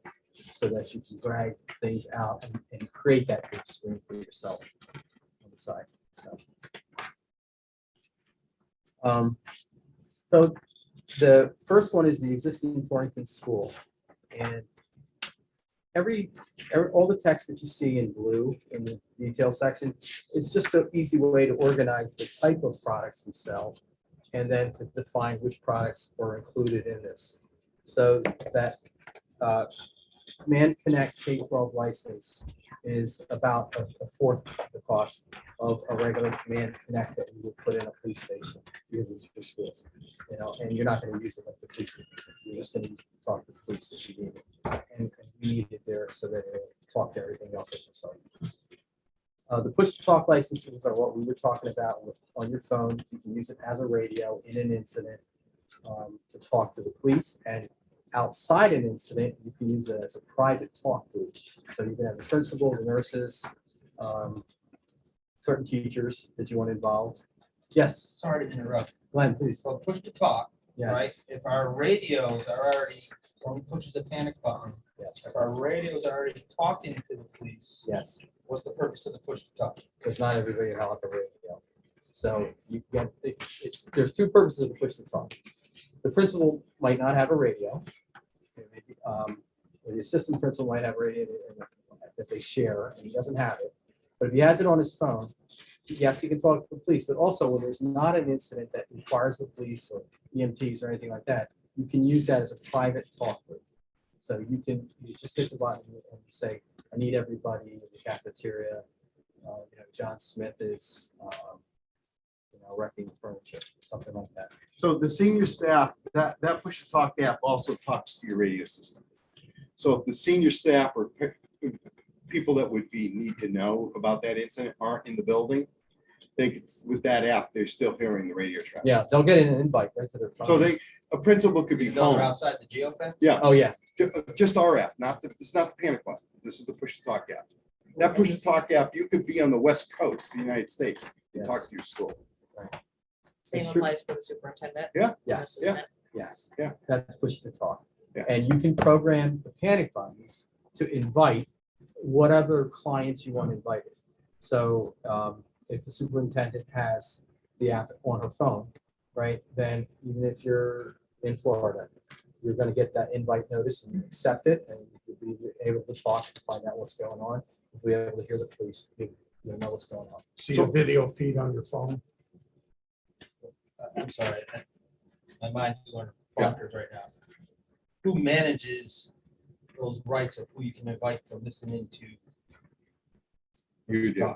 You and You the police tell department. us, You tell us. and we write it the way you want it. So there's a process that goes through. It says when you push the shooter button, who gets notified?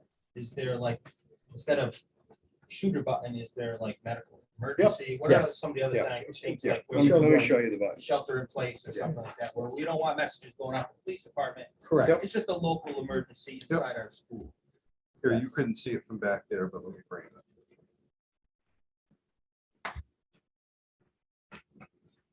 So that button has Oh, okay. multiple different functions. So not all those are going out to the radio going full access. This is all based on what you and the police department want. Yeah. And then there's one that's called staff assist. So the which staff they- assist is quite probably frankly, what you want. Connect, you hit that. You can have messages in there. You can say, I need help in the third grade classroom, and it's only going into. And that activates the RNICs too, right? Yeah. That staff assist will activate. It the- can, the it's radio. up to them. Yeah. if they want. So you could have the people that do have the new fancy radios, they can be in on it too, if you want it programmed that way. But if you want it just private, a little more private, because it's probably a mental health issue or something, you can program it that way. It's just teachers and administrators that are involved with And that. if we make changes to the original parameters, are there fees? No, well, the answer is in the 5-year period, no, because it's all paid for in the licenses. But there are scripts, there's two different kinds of scripts. Some things you can do yourself, other things are programmed into the network that involve other agencies. That you need our support to do it. But if you want to change that, you contact our support, they'll change that.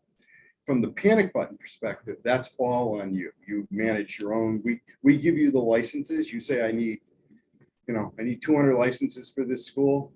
We give you 200 licenses. We work with the Rave or Raptor, whoever you choose. And then you have to self-administer after that if a teacher leaves. You go in, there's a tool, you shut them off, you turn them on. So you program the panic button as far as who gets it. We program what the panic button does. Okay. So there's a GUI somewhere that Oh, yeah. admin writes Yep, to. yep. Right, I'll pick be somebody honest, up. I'll be honest with you, 5 years from now, when we're worried about what's gonna be, we're gonna have more software, right? And it's gonna be better. You know, it always gets better. But to answer your point, yes, everything has its own administrative GUI. The only thing it doesn't is the activity that involves in bringing in other agencies. That's done in the network by our support people. Okay, I'm sure. So you can customize how many have access and how many don't. Yes. You tell, look at what ends up happening is that the school superintendent, the school district meets with the police department. And it's determined what do they really want, right? What helps them the most. And again, I like to focus on those first few seconds, the first 4 minutes or so. That's the most critical time for them, right? They know what they need, and that's what we deliver based on what they want. Anybody else? Should I continue down the list and explain? Things are. Probably the dollars should get moved to budget. Yeah. Today, no, for the next meeting, or today. We're gonna move the discussion of dollars to the budget meeting next. Let them deal with it. We're on it, but. If you go down the halfway, I say mutual link audio video gateways. At the high school, I picked the high school. Because they don't want to do that. No? They No, just said they don't we'll want to. take it. Oh, you okay, you want to have like a separate meeting? Yeah. That goes to the They don't budget. want to talk committee. about money today. I don't understand your lingo, so. Uh, sorry. We don't either. It changes I everything. thought that meant you were buying it. Okay.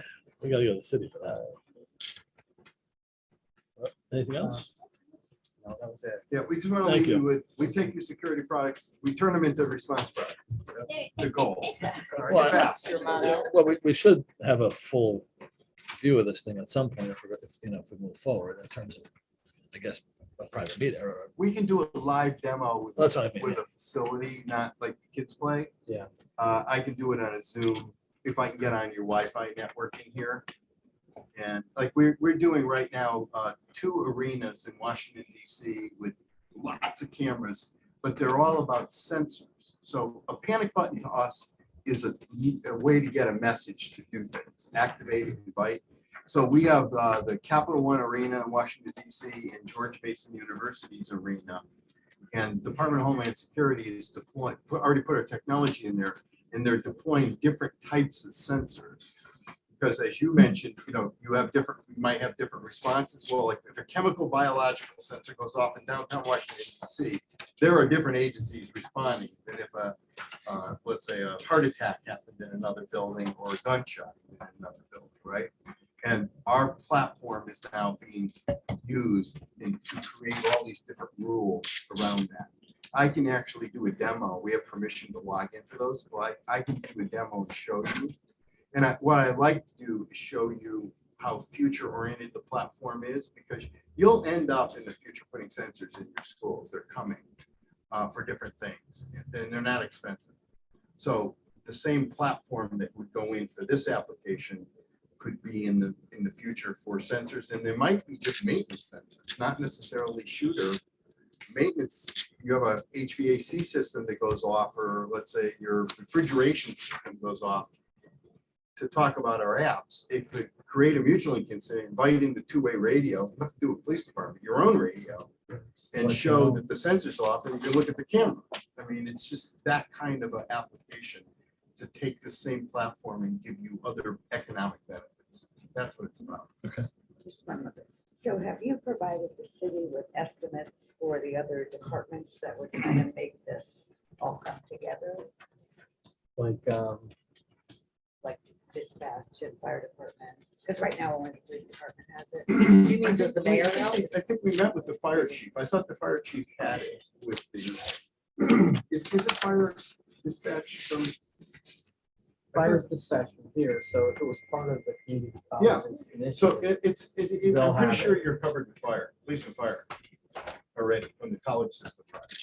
I'll check on fire, but I'm pretty sure. Because Litchfield County Dispatch Right. dispatch is saying. that's what Yeah. you're saying. But I don't think they, Litchfield County Dispatch. Yeah. To me, this just seems like They have a Would be like a license, but unified they have a front license, to but get they it. haven't installed it. Ideally, if the city got on board. Right. I agree. Yeah. All right. Thank you. Thank you. information. Thanks, everyone.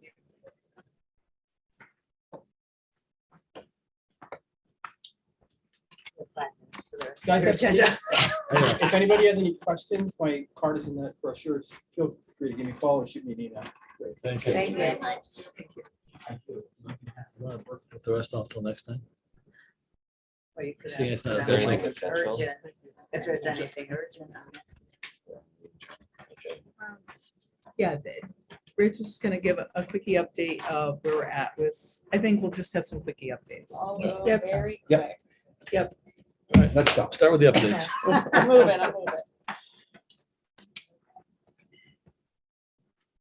All right, quick introduction. Hello, I'm Rachel Viennes. I am the new interim director of technology. As you may know, Allie's still sticking around, so we don't miss her too much, and she's helping me transition into the role. Some of the summer projects that we are going over, our IT office has moved. We are now in the former main office at the high school, just due to construction. We implemented a new help desk system. It's a much cleaner interface now and much easier for students and staff to put in help desk tickets and receive help back. And I believe John will be working with you to get your people on board as well. We've also been doing inventory, preparing all of the devices that we already have for the students and staff for the upcoming year, wiping off student data, literally wiping them down to make sure they're clean, etc. And then we also implemented Intune, which is a software that helps us manage staff devices. We can push out software as needed to the staff as it arises. Much faster. Sorry. No, much faster. That's a much faster process. Sorry.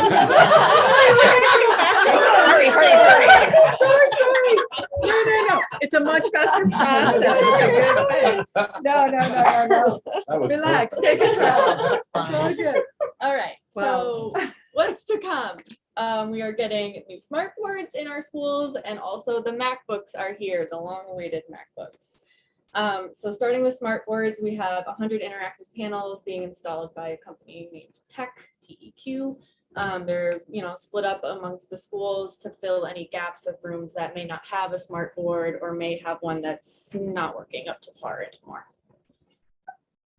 And the MacBooks are here, 13-inch MacBook Airs for all THS students and teachers, and they will all be receiving them within the first few days of school. I did bring one with the case that will be provided for the students and staff. Very nice. Very shiny, very Yeah. shiny. So this is the login screen. Great. That's awesome. And we're very excited, and I Yeah, know the mine staff too. are, and I'm sure the students are too. So if you want to take a look, feel free. Case and pouch for charger as well. Okay. Yeah, students will receive training on how to respect their devices. Yes. What about lost chargers? What about? Have we talked about that? Who's Who's responsible phone for it? chargers? Yeah. Yeah, we'll All right. we'll have deal to- with all that. yeah, Protocol, figure that out, procedure, yep. The cost. Can they buy their own cases? The case comes with it. Not the little carry, they want a case around it. If they'd like to. Do you know what I mean? I don't see an issue It'll with just that. protect it, right? As long Yeah. the transportation method is in this case, because that case provides damage against liquid, but also scratches. That's awesome. Thank you. Yeah. Welcome Thank you. aboard. Thank you. Nice job. Are you done? I am. I was told to go See? quick, so. John's got 1 minute. Let's go. There you go. Go for it. Thank you. Walkie-talkies, done. Comments for the good of the order. Let me guess, we're talking about windows. Okay, so I'll be quick. Walkie-talkies. The walkie-talkie update is that Motorola has sent back or pushed back their delivery on the walkie-talkies to October. But the good news is. But the good news is that the 30 radios that we were getting for the admins that have the talk direct to PD, those radios are in. And Norcom is going to give us 70 loaner radios so that we can outfit Torrington Middle School and Torrington High School with the new radio system. So that will get us to where we need to for the new radios to come in and get the system up and running. So the elementaries will have to continue with the old radio system. We shored all that up and that's where we are. What if we have radios at the elementary level that are no longer functioning and we don't have enough for our staff that need them? Already spoke with the principals on that and we're working on Okay. addressing that. And we do have now the extra radios at Torrington Middle and High School that we can Reprogram to the others. Okay. So that's the short and fat on the walkie-talkies. Milestone is that's the camera system that we purchased, that's sort of that one-page camera system that pulls all the things together. We're working with the vendor right now on implementation for Torrington Middle School. We don't have all of the equipment to get Milestone completely up and running in the entire district, but it is important at this point for us to get it up and running at the middle school for reasons not to be disclosed publicly. Torringford driveway update. The zoning application has been filed. So B&L has sent us the conceptual drawing. That's also been sent to Jeremy, the zoning official. The application was sent to me today. I signed it, sent it back to them, and it has been filed. So we will be on the meeting agenda for the 24th for the driveway to get an approval on their conceptual design. Basically, all it does is takes the driveway from where you enter in on Charles Street and turns it to become a T intersection with the parking lot that goes into that municipal parking or the church across the street. That's the basic change. So we'll give you an update on that. Yeah. Let you know. More news to If come. We that's- really need to get through the zoning meeting at this point. The TMS windows, because Fiona wanted me to talk about windows, I will. 90% complete. As of today, there was only 8 windows left to be installed, and they're working on all the exterior caulking. We have a meeting at 1 o'clock tomorrow with the architect for the soft close of the project. Absolute completion is September 20th, and we'll meet that deadline. And Exciting. just as a note, with all the new windows and high performance glass in, we have noticed a major change in the environment in the building. Major change in the environment. So I'm going to say that we're going to probably see some reduction in some cost on heating and cooling. Vogel Wetmore windows, 80% complete. They're on the first floor now, and we expect that project will be wrapped up next week.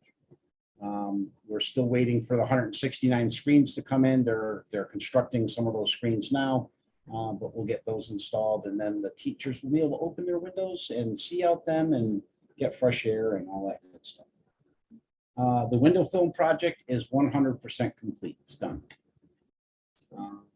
I've already sent an email out to staff about the use of tape on those windows. We cannot put tape things on our windows anymore because it will ruin the window film. So they're coming up with alternate ways to put things on windows like paint on the outside because the film is on the inside. So paint on the outside might work. They've done some of that. TMS window blinds, pass this out quick.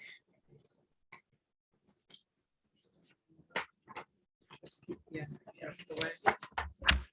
So because we did the project at Torrington Middle School, one of the things that had to happen was the existing window blinds that were all just shot and destroyed needed to come down. I went out and I got a price from the first company on the top of the first page called Walsh and Company. They gave me a price of $52,000. They are not on state contract. I did go on to the DAS website to go on state contract to see who was there, and Bartholomew Contract Interiors was, they gave me a price of $51,800, which was kind of cool that it was like right with the other one. The picture that you see at the bottom is, the top picture is the old shades. The bottom picture is the new shade.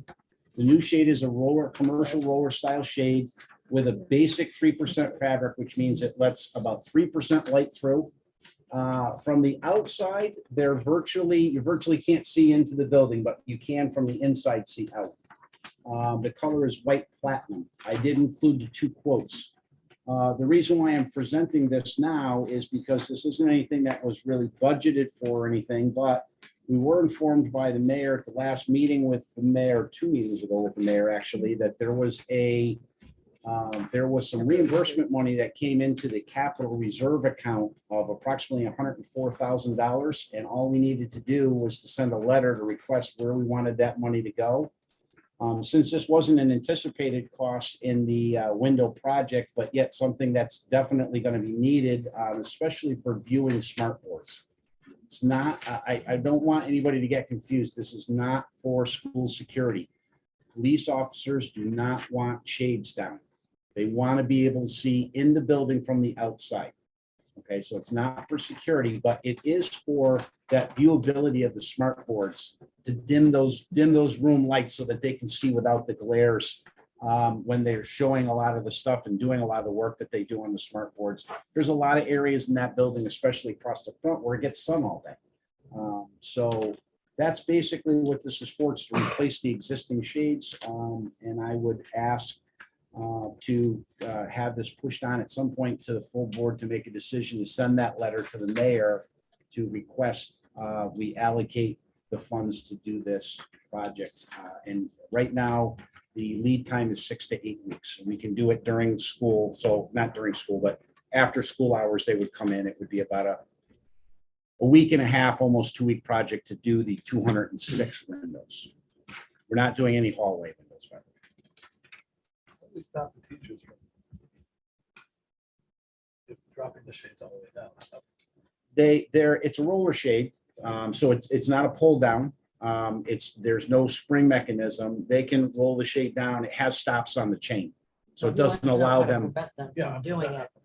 How do you Only go prevent halfway. the shades from going down? If the police are concerned about the shades being down. That's procedural for us, you know.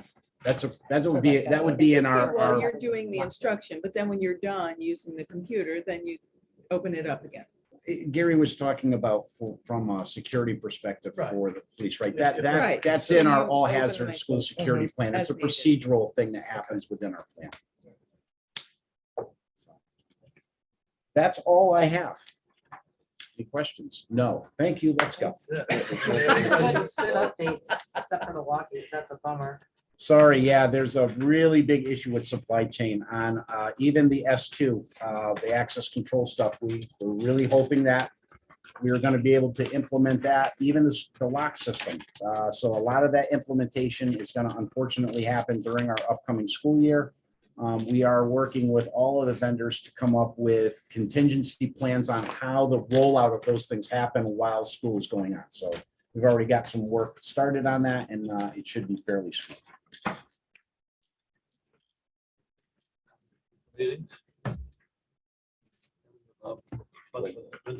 Window shades, right? Really should be on the window sound, correct? Neutral. Discuss it here again. And budget. Guys, if you can, start looking at the space usage of the other elementary schools. Yeah, how many classrooms, all that stuff that we have. Some of it, I think most of it's already prepared. Yeah, we did. We have a document on that Yeah. already that has all the, right, the space stuff. And yeah, I do have a complete document that Yes. that and was maybe put you together in the guys can past. start So Looking at like. I'm just putting my name on to say I did it, but somebody else really did it. Yeah, we have to start like planning. Yeah. So I think it'd be really good for us to have an idea of what uses each of the buildings could be used for. Just looking forward, what, from a timing standpoint, what year or how fast is that something we have to accomplish? This year? No, I know, is that this year or is it? This school year? Because it'll then have to go to other committees, so I think you just have to, Get on top of it. like, some buildings can't be used for younger students. Like that kind of level. of Pre-K. detail. Pre-K can't be there. you know. Let's reveal the order. Oh, good. I got one quick, just a shout out to my staff, the custodians who this is probably the most projects that I've had to manage in a single summer because of all the extra money that you guys got. And we're gonna do all this extra work, which was great, but it's been a little hectic. And so a shout out to my staff. They've been amazing. The buildings look great. I mean, the middle school alone, we've had three, because of staff shortages, we've had 2 to 3 people in the middle school with a major window project going on where all the material is stored in the building. That building will be ready for start of school. So just a big shout out to them. They're great and I appreciate all of them. Yeah, and I do want to go back because I want to say Eric's going to be at all of our subcommittee meetings as well as our board meetings. It's wonderful that Eric's here. It's great that Ally's here for moral support and great job, Rachel, for her very first meeting. So thank you for letting me go back.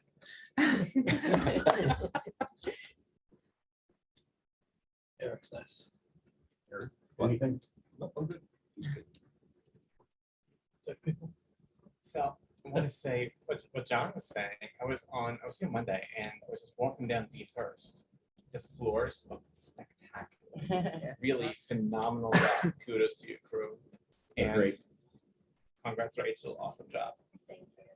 And yes, your staff has been amazing, especially helping with all the moves. We moved the IT department 2 times. Yes, Just yes, wanna they say did. And they did a great job helping us and because we have a lot of stuff. And yeah, so thank you. Just real quick, how's the hiring? Maybe it's your question. How's the hiring going? How's the hiring? Hiring with the additional staff. Custodians. It's Custodians. good. Yeah. So I have 6 positions that I have to hire for. We're convening committees now. We'll get all of those staff members in place for the Yeah. service.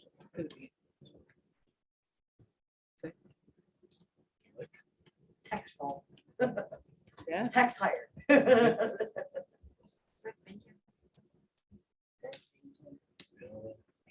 All set, thanks. Well, you're all good over there? Oh. Motion to adjourn. Second. All in favor? Seven.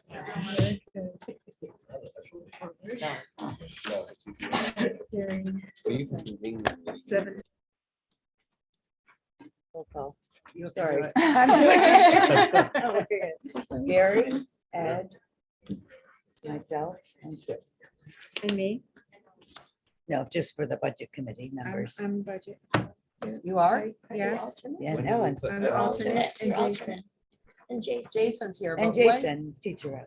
How many, we have 1, She's 2, the alternate. 3. Oh, right, Yeah, there's just 4 the of one us. larger. Okay. You Okay, could have- entertain a motion to approve the agenda. Second. Oh, sure. All those in favor?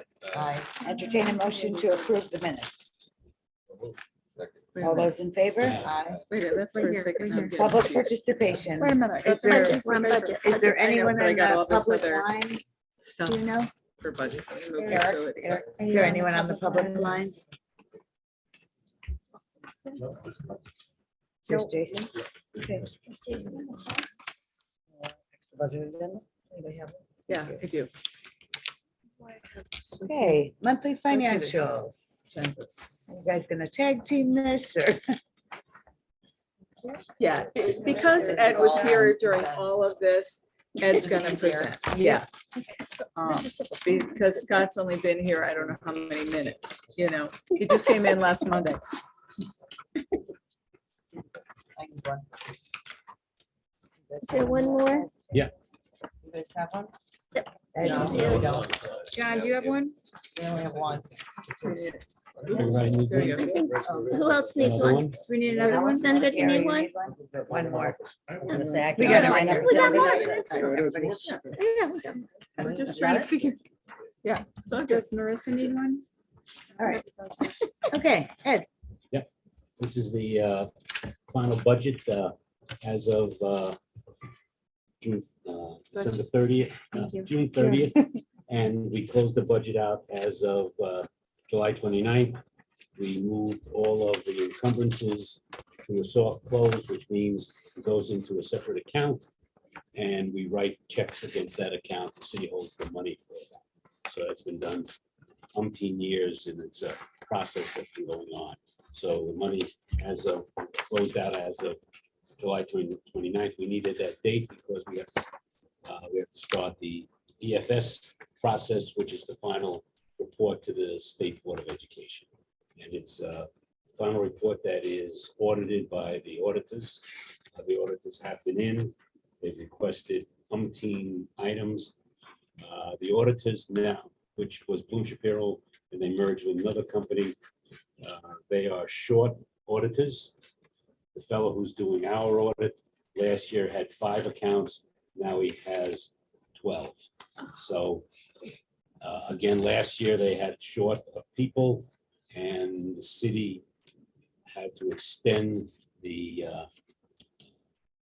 thing for the state. The state wants everything in by December 31st. They had to write a letter, and it compromised a couple of things with the city because the audit was not done, and it affected, we could not go out to bonds because of that, because of the no audit report. So that affected the city going out for bonds and notes for the Board of Ed. So hopefully that won't happen again, but we'll knock that on. So this, with 4 pages, give you the final and also this count. We do have a surplus of $610,000 that the city will be putting into their general fund at the end of next year. Again, a number of things occurred. If you look on page 5, it's the tuition account. As you know, we saved about $1.6 million in tuition this year. A number of that, remember on the next page, you'll see it. A number of those students did not spend 180 or 210 days in the school. Between 19 and 87 days, or 10 to 62 days occurred. So that saved us $1.6 million in tuition. Also, you go to page 6, that outlines the number of students. Remember, on the first line, 105, it has that double asterisk. Remember, we count every student that we have to pay something. So if a student's there 19 days, he's in that 105 account, 105 kids, okay? Because we're paying that bill, okay? So there was 105 students, but as you can see in the bottom, 18 of those didn't spend the whole year here. So if they weren't here, you would see that they were, below 90. We can go down also to look at exploration. Even though there were 35 kids there, only 15 cost us tuition special ed. It's a free, it's in Winstead, so there's no tuition, no transportation, just sped cost out of the 35, only 15 cost us money. Again, if you look down to magnet schools, as you can see, it's going down. We only have 100 kids in the magnet school now. It's good. So hopefully next year it will continue Mhm. as shovels go into the ground at the high school. If you build it, they will come. They will Nobody come. believed that 6 years ago. You know, that affects everything with the Yes. schools, and it's a good point that we're gonna get more kids in here. And the savings will be Excuse me? tremendous. The Yes, savings will yes, be yes. too. Yeah. And just the learning, the kids are, Right. learning in our buildings. The pathways and everything. Yeah. It's very awesome. Yeah. And also just let you know, with the learnings and the pathways, the PLA is helping also. We gave out, not we, I shouldn't say, the PAL gave out the backpacks. We had a table there, picked up probably 6 residents that would Wow. want a job. So, we're moving on that. And that's, remember, 10 years, we got that for 10 years. Yeah. And as we said to the Rotary, we did the presentation at the Rotary, even if we get 15 kids a year, that's 150 kids that are now buying a house, having kids. So, We got 5 kids who graduated this year that are going in October. Yeah. It's just great. But that's just the kids in the gym. Yeah. Right. Yeah. Joe, there's people that already. That's great. And also we want to pick up some residents, so that's what we picked up, half a dozen residents. Going back, magnet school, VOAG is down. A lot of people have moved and so forth. That's what's going to happen next year also. And then OWPS, I did not get a final count from them, but we had about a 305, but that's. I think they're down this Yeah, year in the we- ninth graders. Yeah. we'll have Eighth to grade go to ninth. ask the Ashley to get that. Yeah. Next page is the transportation. It saved $211,000. Mostly of that is special ed transportation. As you know, we're on the second year of a 3-year bid with the special ed. We did save money on athletics. We did run our own 2 buses that we have, so that's important.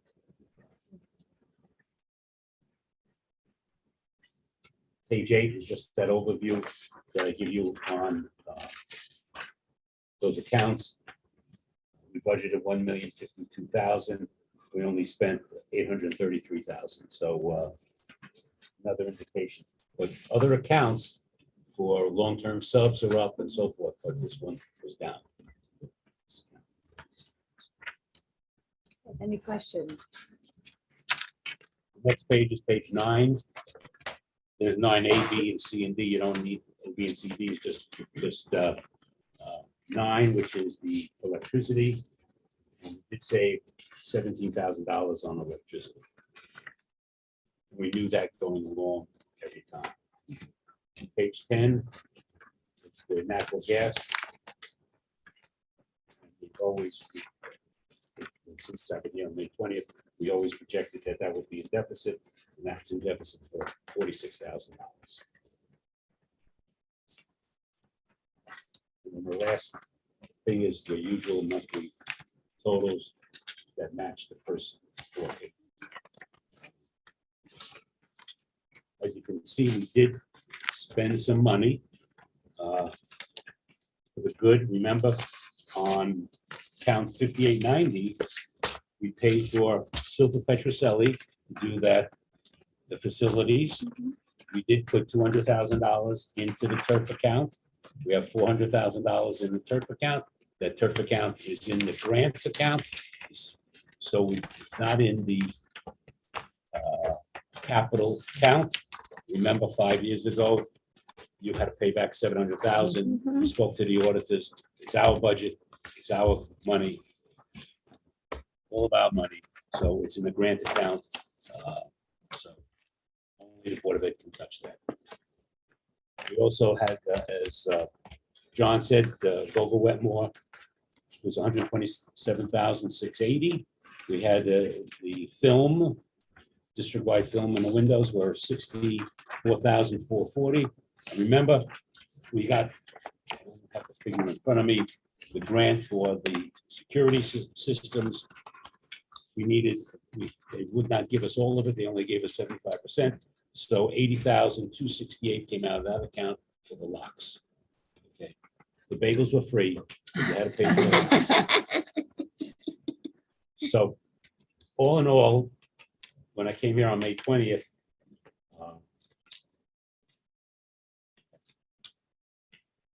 surplus was there, and we used it accordingly to get things done for the school system. And we're giving back 0.8%.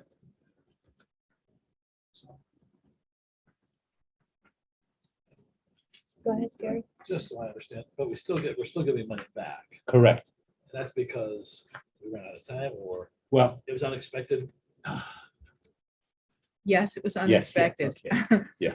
I want to thank Ed for jumping in May 20th to save our bacon and to help us. Oh, hold on. It's not bacon. Oh, I know, it can't be bacon. What was I thinking? I'm What so are you sorry. thinking I about? know Alice is probably having coronary right now. Okay, to save I'm us. sure she's at home Now, if watching you it. say corned beef, that would have been a little different. How about brisket? Brisket, okay. Okay, brisket's okay. But he saved us, which was very helpful. And Listen, yes, we ran out I'm of time. here, you know me, and I just try to do the best we can. So we appreciate it. We're lucky to have you, Ed. Can you write to my wife? Yeah. Of course. Let her, We won't tell her to mention the watch bacon. this. You send a bag of those horizontal gift cards. I just appreciate the work that everybody has done, the board, administration, and everybody has worked tirelessly to get this thing done. We're just, and you'll see the fruits all over, the securities and everything. Yeah. So Yeah. just, Great. and the new school when it comes. Absolutely. And we still get to see you Yes. because of the new school. So we're happy about that. So I mean, I think the other side way to look at this also, okay, with the surplus is we did go for our 2% extra last year. So when we're giving back that, we still would have spent more than our I'm not budgeted criticizing, amount I'm had just- we not gotten our ECS money. Right, Mhm. right. Yes. So with all the savings and special ed. So great job to everybody. Yeah. So yes, we will be monitoring it as we go through the year. Definitely Scott and I are already meeting daily, so we're on it. Okay, cafeteria update. I'm sorry, Jason, did you have any questions on, no, anyone else? The cafeteria update. Yeah, I just want to give you what the update is and a couple other items.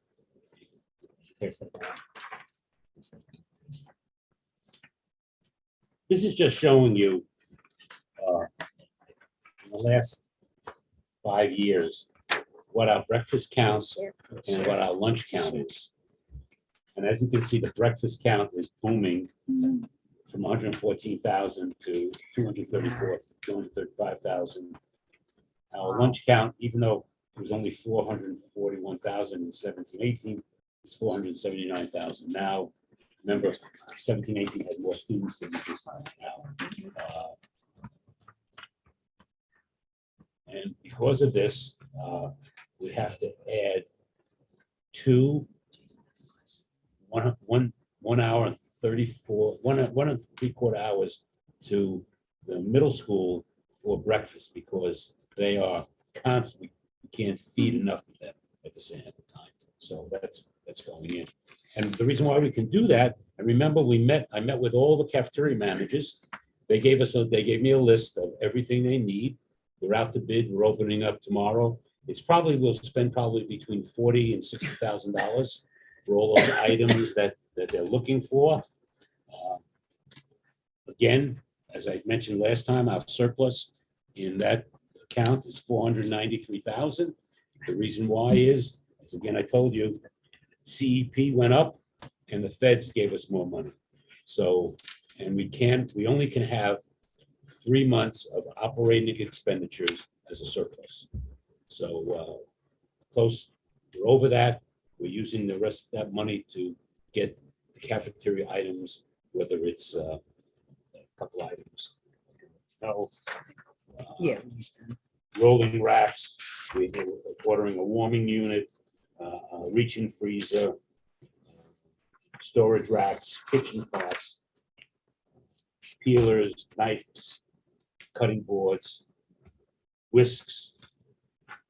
Yeah, they need it because they've never gotten it before. Right. So I met with all the cafeteria managers and the bids are due tomorrow. And it was in the paper and get that up and I'll give it to Kristen Friday. She's on this week. She's the cafeteria bookkeeper. We'll go over that list and she'll send out the stuff. So the schools will be in better shape. Also, we have 5 items that John is going to take care of. Some electrical work and so forth at the schools that he will take care of, that the managers needed. For instance,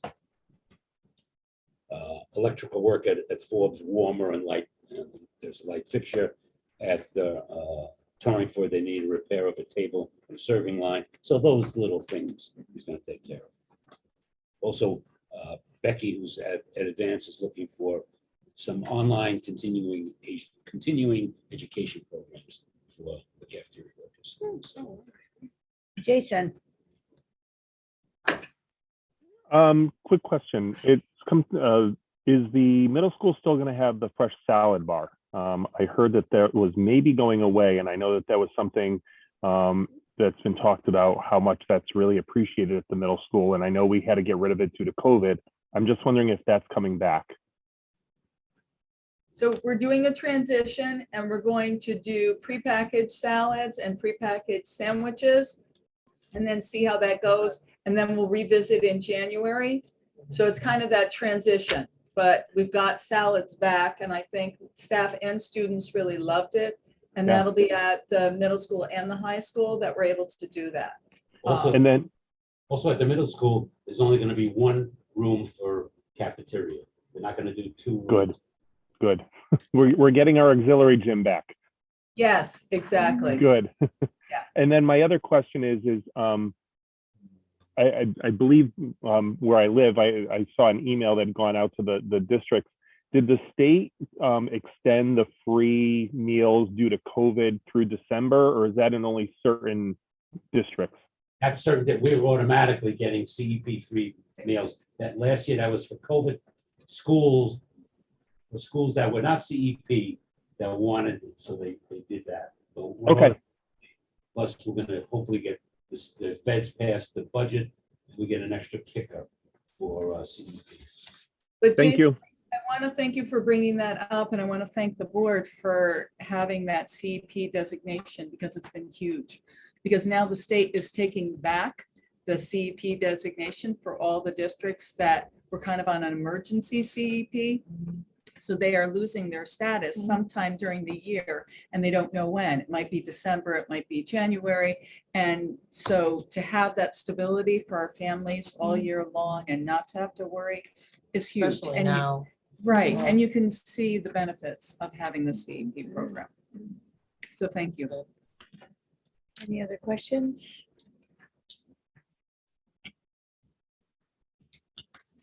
Maybe at a future meeting, could we see, because we had some complaints last year about the food.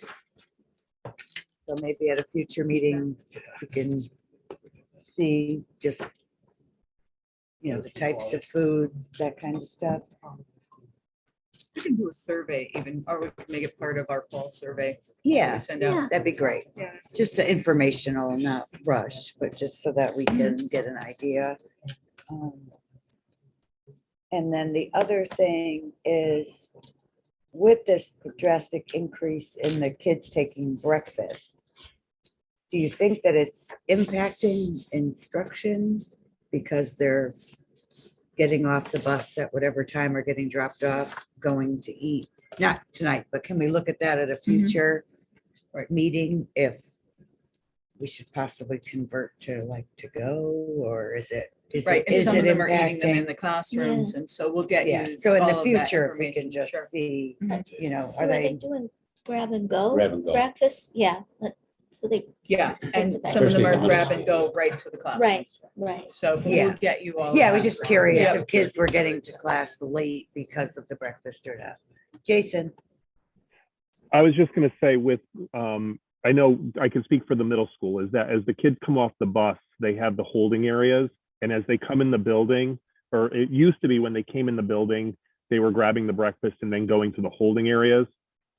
Since Yonder, we've spread those kids out. And we were doing or breakfast counts the day before, and then those bags were being delivered to the period, the kind of the advisory holding time period. So that advisory period that we had at the beginning of the day. So it didn't necessarily, it did gunk up for the cafeteria workers. I know that they said it was kind of difficult for them in doing it that way.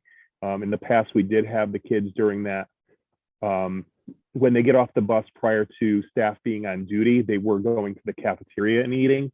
I'm hoping maybe we can go back to that. I don't know what the setup is going to be, but we've had both situations, but it hasn't really affected instructional time, at least at the middle school.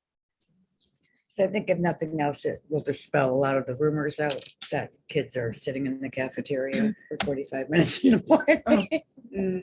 Yeah, no. Having coffee. and, Yeah. Yeah, Hanging out. Socializing, hanging out. Nice. Any other questions? We'll report back. Recruitment incentives. Kim, you want to talk a little bit about something? Sure. So we've been struggling, obviously, as you've seen all over the news. There is a national teacher shortage, as well as with some of our non-certified positions. Many of the districts have taken some of those additional funds that they've gotten from the various sources, the grants that we've received, and used them for recruitment bonus proposals. So we looked at a couple of districts at what they were doing. One. Okay. So this was just a thought. And so we wanted to possibly propose implementing a recruitment. Can I get a copy of that? Sure. And can you take a picture, Eric, and then just print it up on the screen? Yeah, somebody was just talking about this the other day. about just different employers are doing for 100 days or 120 days. It varies. And we're totally open to any kind of amount, or maybe it's no amount, but just the difficulty in terms of you're competing with districts who are giving these type of bonuses, and you're still trying to get the staff and retain the staff, because we saw some of that last year where districts were poaching some of our staff. Right. How many positions do we have open? So I wrote that for you to ask. So we have 15 certified positions open and 27 non-certified positions still open. And that may sound like a lot, but just telling you that's 80% of our vacancies are filled. Can So you say that's that again? 15 certified and 27 non-certified. Does that include the custodians? Yes. Okay. So 6 of the 27 are custodians. Yes. You had substantially more. Yes. And we have vacancies at the beginning of the year, and then internal people move, creates more vacancies. And so, when we look at the total number of vacancies, it's a total number of vacancies, but that includes like the one vacancy might have created 6 vacancies. And by the time we got done, this is the one that ends up being filled with an external person. So we might end up with 150 vacancies, but maybe only 65 new hires. Right. Because there's just a lot of movement that happens and people move. And like I said, one vacancy of a resignation could end up resulting in like 7 different vacancies, because this person moves from here to here, and then this has to get filled, and then this one goes from here to here, and there's a lot of revolving door that happens. So are these positions that we have no candidates for, or? Some of them we're struggling to still get some candidates. Yes. So we've been trying to do outreach. I'm using the tools on EdSite Secure, where I can actually pull certified individuals in the state of Connecticut and pull their email addresses and just email, I emailed 2,000 people today with a particular certification to try to, beef up some applicant pool. I'm even getting them. Right, you're getting them from every district, right? Because everybody's doing the same thing. And I'm getting them on a daily basis as well. Well, that's because you're special ed. I'm sure everybody's emailing every special ed person in the state. I got one today from Norwich Free Academy. I mean, there's no way I'm driving from Granby to NSA. So those are the tools that we're all using that we have, but everybody's vying for the same candidates. So. I get that same one. Yes. All levels. Yeah, they're all levels. Yeah. Yep. Are there districts that are offering sign-on bonuses? There are, yes, there are. What do they offer? Generally, It varies. you know, $1,000, larger districts do $5,000. You want me to talk about my concern on that? Yeah. Yeah. So please, yeah, whatever my you wanna share. concern with doing that now is that we've already hired 50 Right. people, and Right, if we're toward we the end of it. start Okay. doing it now, we're, That's you not know, fair. we're in a Get it. really Yep. difficult place, Okay. so. Fair enough. And we've hired some great new people that have come in the door. They've, you know, so we've done some nice work over the summer, so. Any You know, all the questions? Well, administration. with that being said, have any of the people that you've hired been referred by someone else? Or is there any way for you to know that? Yeah, I mean, there's no way for me to know specifically, which is why we tried to say, let's put a date on here of August Okay. 1st, because we're You really, have to start it at some right, point. you have to start it at Right. some point, Yeah. because if you set a precedent, you're going, Right, you know, right. how far back Right. do you go and what, you No, know? I get, no. So, I don't want to beat this to death, but so I know that we have positions in here where we have candidates. We just haven't gotten to the process of interviewing. So I would be concerned about paying that type of bonus because we haven't gotten to the next phases yet to interview and select people. And I don't know about the other subgroups like the teachers, if we have candidates and we just haven't interviewed or. so this Like, is to just me, a this would but- be a shortage area, like, if we can't find a Latin teacher, just as an example.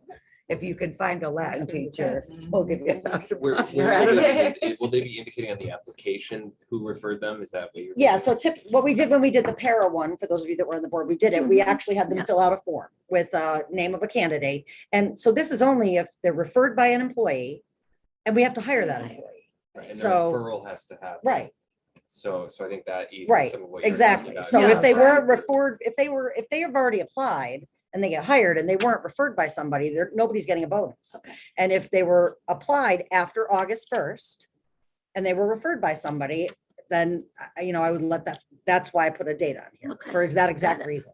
You know, so they have to be referred by somebody to apply. And then they have to actually be interviewed and hired. Like, Got it. that's where this is coming from. So if they're Right. already in the pipeline, that doesn't count. Right, Unless they were in the pipeline as of only a few days ago. right. They had to be Of in the. that- We pipeline could change the first. date too, if we want to say that. Well, I I was don't wanna just, quibble over it. I right. think it's a good date. that's what I'm saying. I was just trying to be, Or you could just do it for shortage areas, yeah. not everyone. Sorry. But aren't they I'm all sorry, pretty well, much shortage? Everything's a areas? I shortage was gonna area say, right what now is because it? it's there, you know, there's, I know you distracted. you know, me. what did we say there was? Really trying. Yeah. 2,000 teacher vacancies in the state of Connecticut right now. Yeah, it's hard. Are ours And they're all mostly in areas. specialized areas, or do we have? It's a combination. shortage Yeah, I area. mean, we have a couple that are non-shortage areas as well. I mean, even elementary is starting to become it because Right. everybody's vying for the same positions. Right. So, I have a little bit of a concern on the amount that I'd like to talk about, Mhm. but Sure. I'm not opposed to the idea at all. Glenn had a question. go ahead. When I had a- I'm sorry, I may have missed this, but is this a bonus for the person who did the referral or for the new employee? For the current employee who makes who refers a candidate that we hire. Not the new hire, Glenn. Not the new hire, it's for whoever Right. referred them. Yeah. Right. Yes, So finders. Yeah. right, exactly. And it was successful when we did it for the paras. Yeah. You know, when we It worked out implemented very that a well. few years ago for the paras, it was really successful. So. Fiona? Go ahead, Jason. Sorry, I can't see you anymore. That's okay. Two questions. First, Kim, when you sent out the email in regards to the ability to have the certification, where if you were certified, what was it that the state said? Did you get anything from that? You're talking about like when I send those emails, like you're telling me that you and Kathy just said you got, is that what you mean? No, you sent out to the district, to those of us certified within districts Oh, that, about the new regulations. yeah. No, I didn't get any response. I got a couple of people that emailed me with questions, but Okay. nobody that was interested for sure. What Jason's referring to is there are 3 temporary orders that the state of Connecticut has issued for certifications.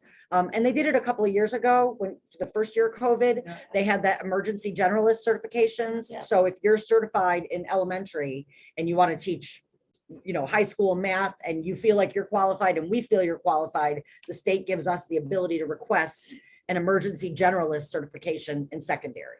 So, we have to attest that we think the person is qualified to do the job for the year, but because of this shortage area, they put those certifications in place. Yeah. So what Jason's referring to is I sent that information out to all of our employees, just saying that these options are available. If you have any questions, if you're interested, reach out to me, let me know. And I'm happy to talk more with you about what that looks like. And like I said, I got about 2 people that emailed me with some questions, but Yeah, nobody no that was interest in definitely interested. Moving around. Yeah, Because it's for 1 year. it's only for the 1 year. Right now, it's a temporary thing that they've implemented. But there are other things that the state's done that are permanent for the shortage areas, right? Like, so one of the permanent changes to the regulations that they made was that if you're currently certified as an elementary teacher and you want to teach middle school math, you can just go take the test and you you're get certified as a cross endorsement. You don't have to take any classes, nothing else, if you already have an initial educator certificate. It's only good for the shortage areas though, math, science, tech ed, and no, not TESOL, I don't think. I can't remember. No, not special ed for sure. I can't remember. Yeah, I don't remember what, but there's That's a 4 good short, idea. yeah. So If yeah, you can so test just for in it, those then- areas, you can test for that, because with TESOL, you have to go through Arctel if you want to do that and like their alternate route. So you can do that if you currently have a certification. So they're creating really good pathways for teachers who currently have an endorsement, but want that cross endorsement in one of those shortage areas. But this generalist is only a temporary. So where would the 28,500 be coming out of? That's where the money. Yeah, so we could take it out of ESSER, we could take it out of ARPA, Oh. we could take it out of Alliance. Well, my other thing was, I wanted to mention one other thing. As an employee, I mean, I know people, but I think that the incentive needs to go to we need to be drawing people in.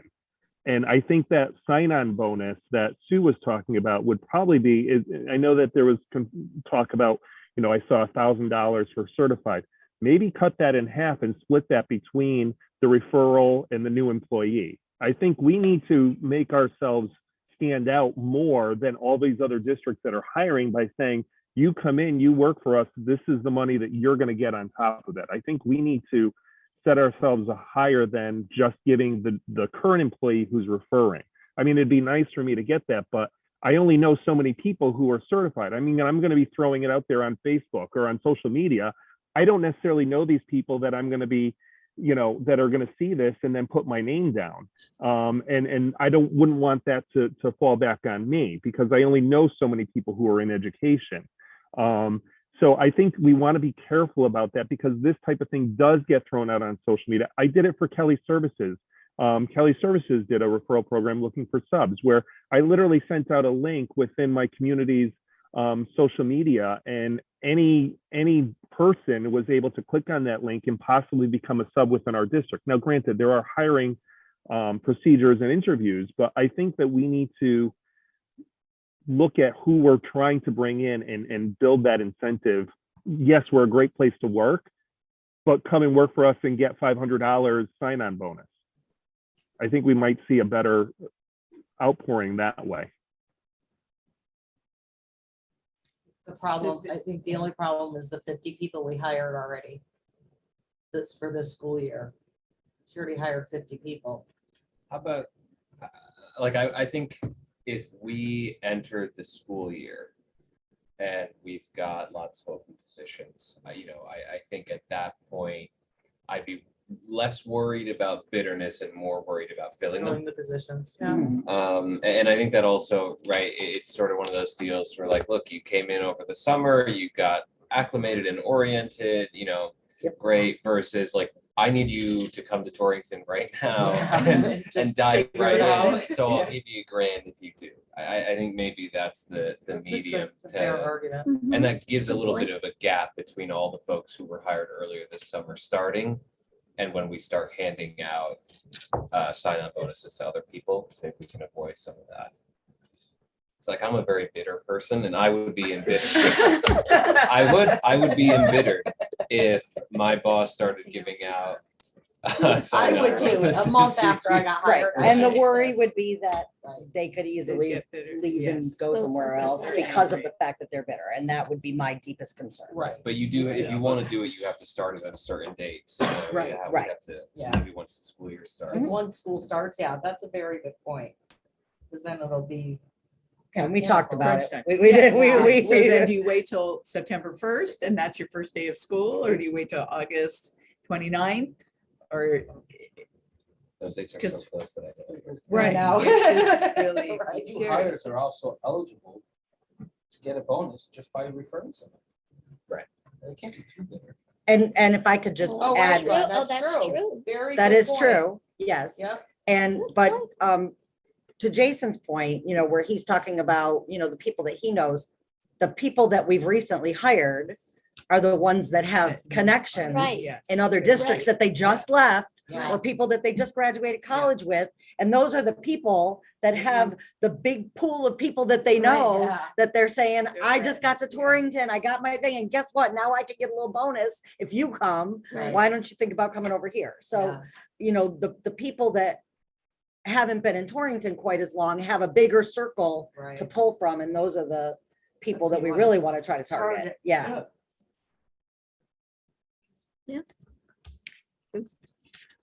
So one other question. So could the union consider this past practice for their contract if we were to enter into something like this? I don't believe so, but I could certainly check on that. I know the union has been in favor of this, and I think, the districts that are doing it are saying that it's without setting a practice or precedent. So I think we would be able to craft it that way when we send the memo out. Just because there's so many districts doing it right now, so, but I could certainly check with people just to make sure. And we did do it before. It was for parents. though. Correct. Mr. Budesico, he had a previous. We went down by 8. That's fine. Okay, so what does the budget committee members, what would you guys like to do with this? Yeah, I think Fine with so. that, so. And then to revisit the sign-on bonuses. August 29th, September 1st, but move it to the board. When's our board meeting? Our board meeting's not till September, so we would, So we would discuss it there probably. Maybe we could, yeah.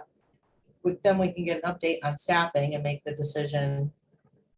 Right, on the, but you, Because it could oh, be you want this to retro, go right? to the board anyway. Yes. This will go to the full Yeah. board for them Right. to vote, for us to We could vote say on. As of September Yeah. 1st. Right. Because it could be retro, the decision could be made after the beginning of Right. the school year, and it could be retro Right. as of. Right, Yes, because sir. they're not gonna, I mean, if I, Right. I Even mean, if, yeah. yeah, we can. it's gonna take time. I would be Time is really good. uncomfortable with doing anything retroactively. I think if we're gonna do this, people should be aware it's happening. This is when it starts, you know what I mean? Because maybe can't people approve. referred people, but they didn't put them down. Because it Right. didn't really They matter, didn't know, right? yeah, that they were gonna get some. But we're not meeting until, Yeah, like September 7th. it's late. Yeah. So I don't know how that impacts this proposal. I would say you start collecting the referral data. And then, right. I mean, You it's look it's a at it. sticky one because you can't exactly I tell can't tell them people, that they're getting Right. something. But I don't think it's unreasonable to, a lot of companies do it, whether you sign up for their service or go to work for them, to just say, hey, did anybody refer you? Right. At least And that's. sometimes it is done after the fact. It's on our applications. Right. Our Yeah. applications, they our didn't put it, applications ask says- how they, sometimes it says, Referred by or by a whatever. district employee, word of mouth. Right. Like, So they can't go back. It says CT REAP, it says whatever, so that's on our application. You can't get an email now from a teacher that says, oh, I referred Mr. Smith, but he forgot to put it on the application. Like, we're not doing that, right? No, I mean, I All would, right. their It's not application there. would say how they were, why they Right. applied. So we Okay. could still apply it to Yeah. August 1st at our September meeting because you're already collecting the data anyway. Okay, so it's not like a bait and switch for any. Yeah, okay. I just wouldn't know Right. who referred them, because they don't put a name on there. Oh, So, You can ask them how. but yes, But why would we create all that confusion and why wouldn't Right, you just, yeah. if the board's gonna move forward with it, I think you Yes. pick a date and you move forward with it. You don't go back in time. Because I think Well, no, there's if it's no way to August prove 1st. or disprove that. And they're gonna work really hard to get all If of it's these positions August filled. Right. first, and somebody put on their application that they were referred by somebody, or didn't put that But they they're were not referred. giving the name of who they were referred by. That's the problem. Yeah, but if they, then we could just ask, how many of the 50 were actually referred by somebody? I don't know. I don't know Maybe that. there's a dozen of them that were actually referred, say.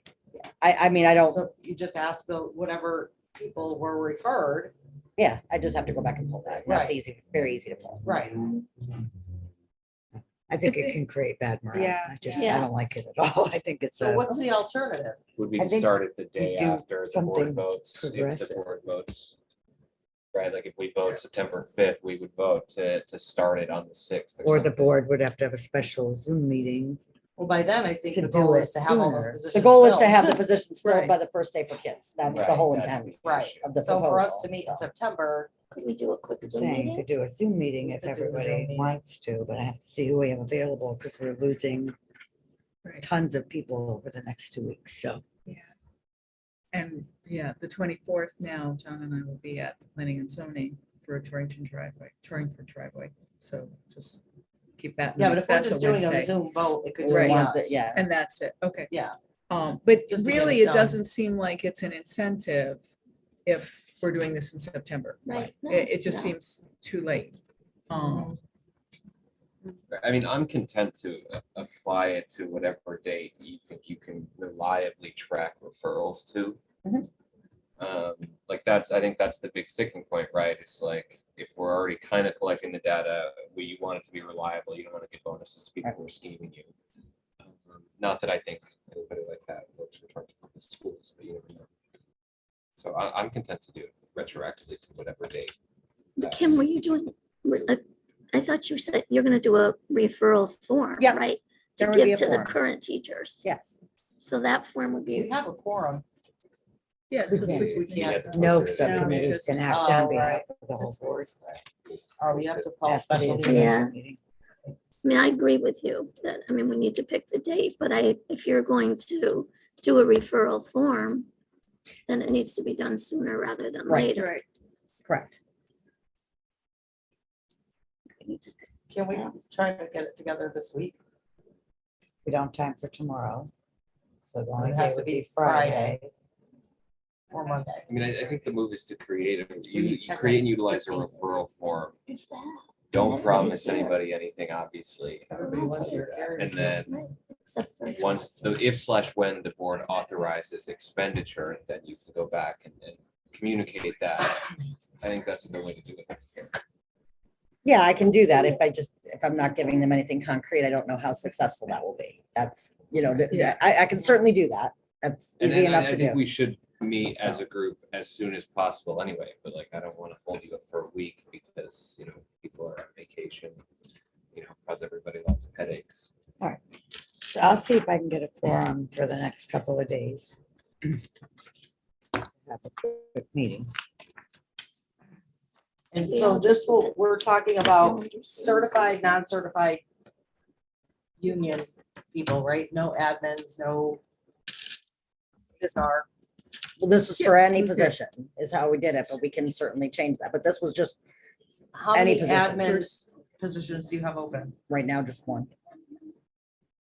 Yeah, and those will get filled. I don't think I So. think this should just be for. Teachers and, Yeah. okay, so we'll keep We'll do it it at after the teachers meeting. and paras We'll do or it after the non-certified.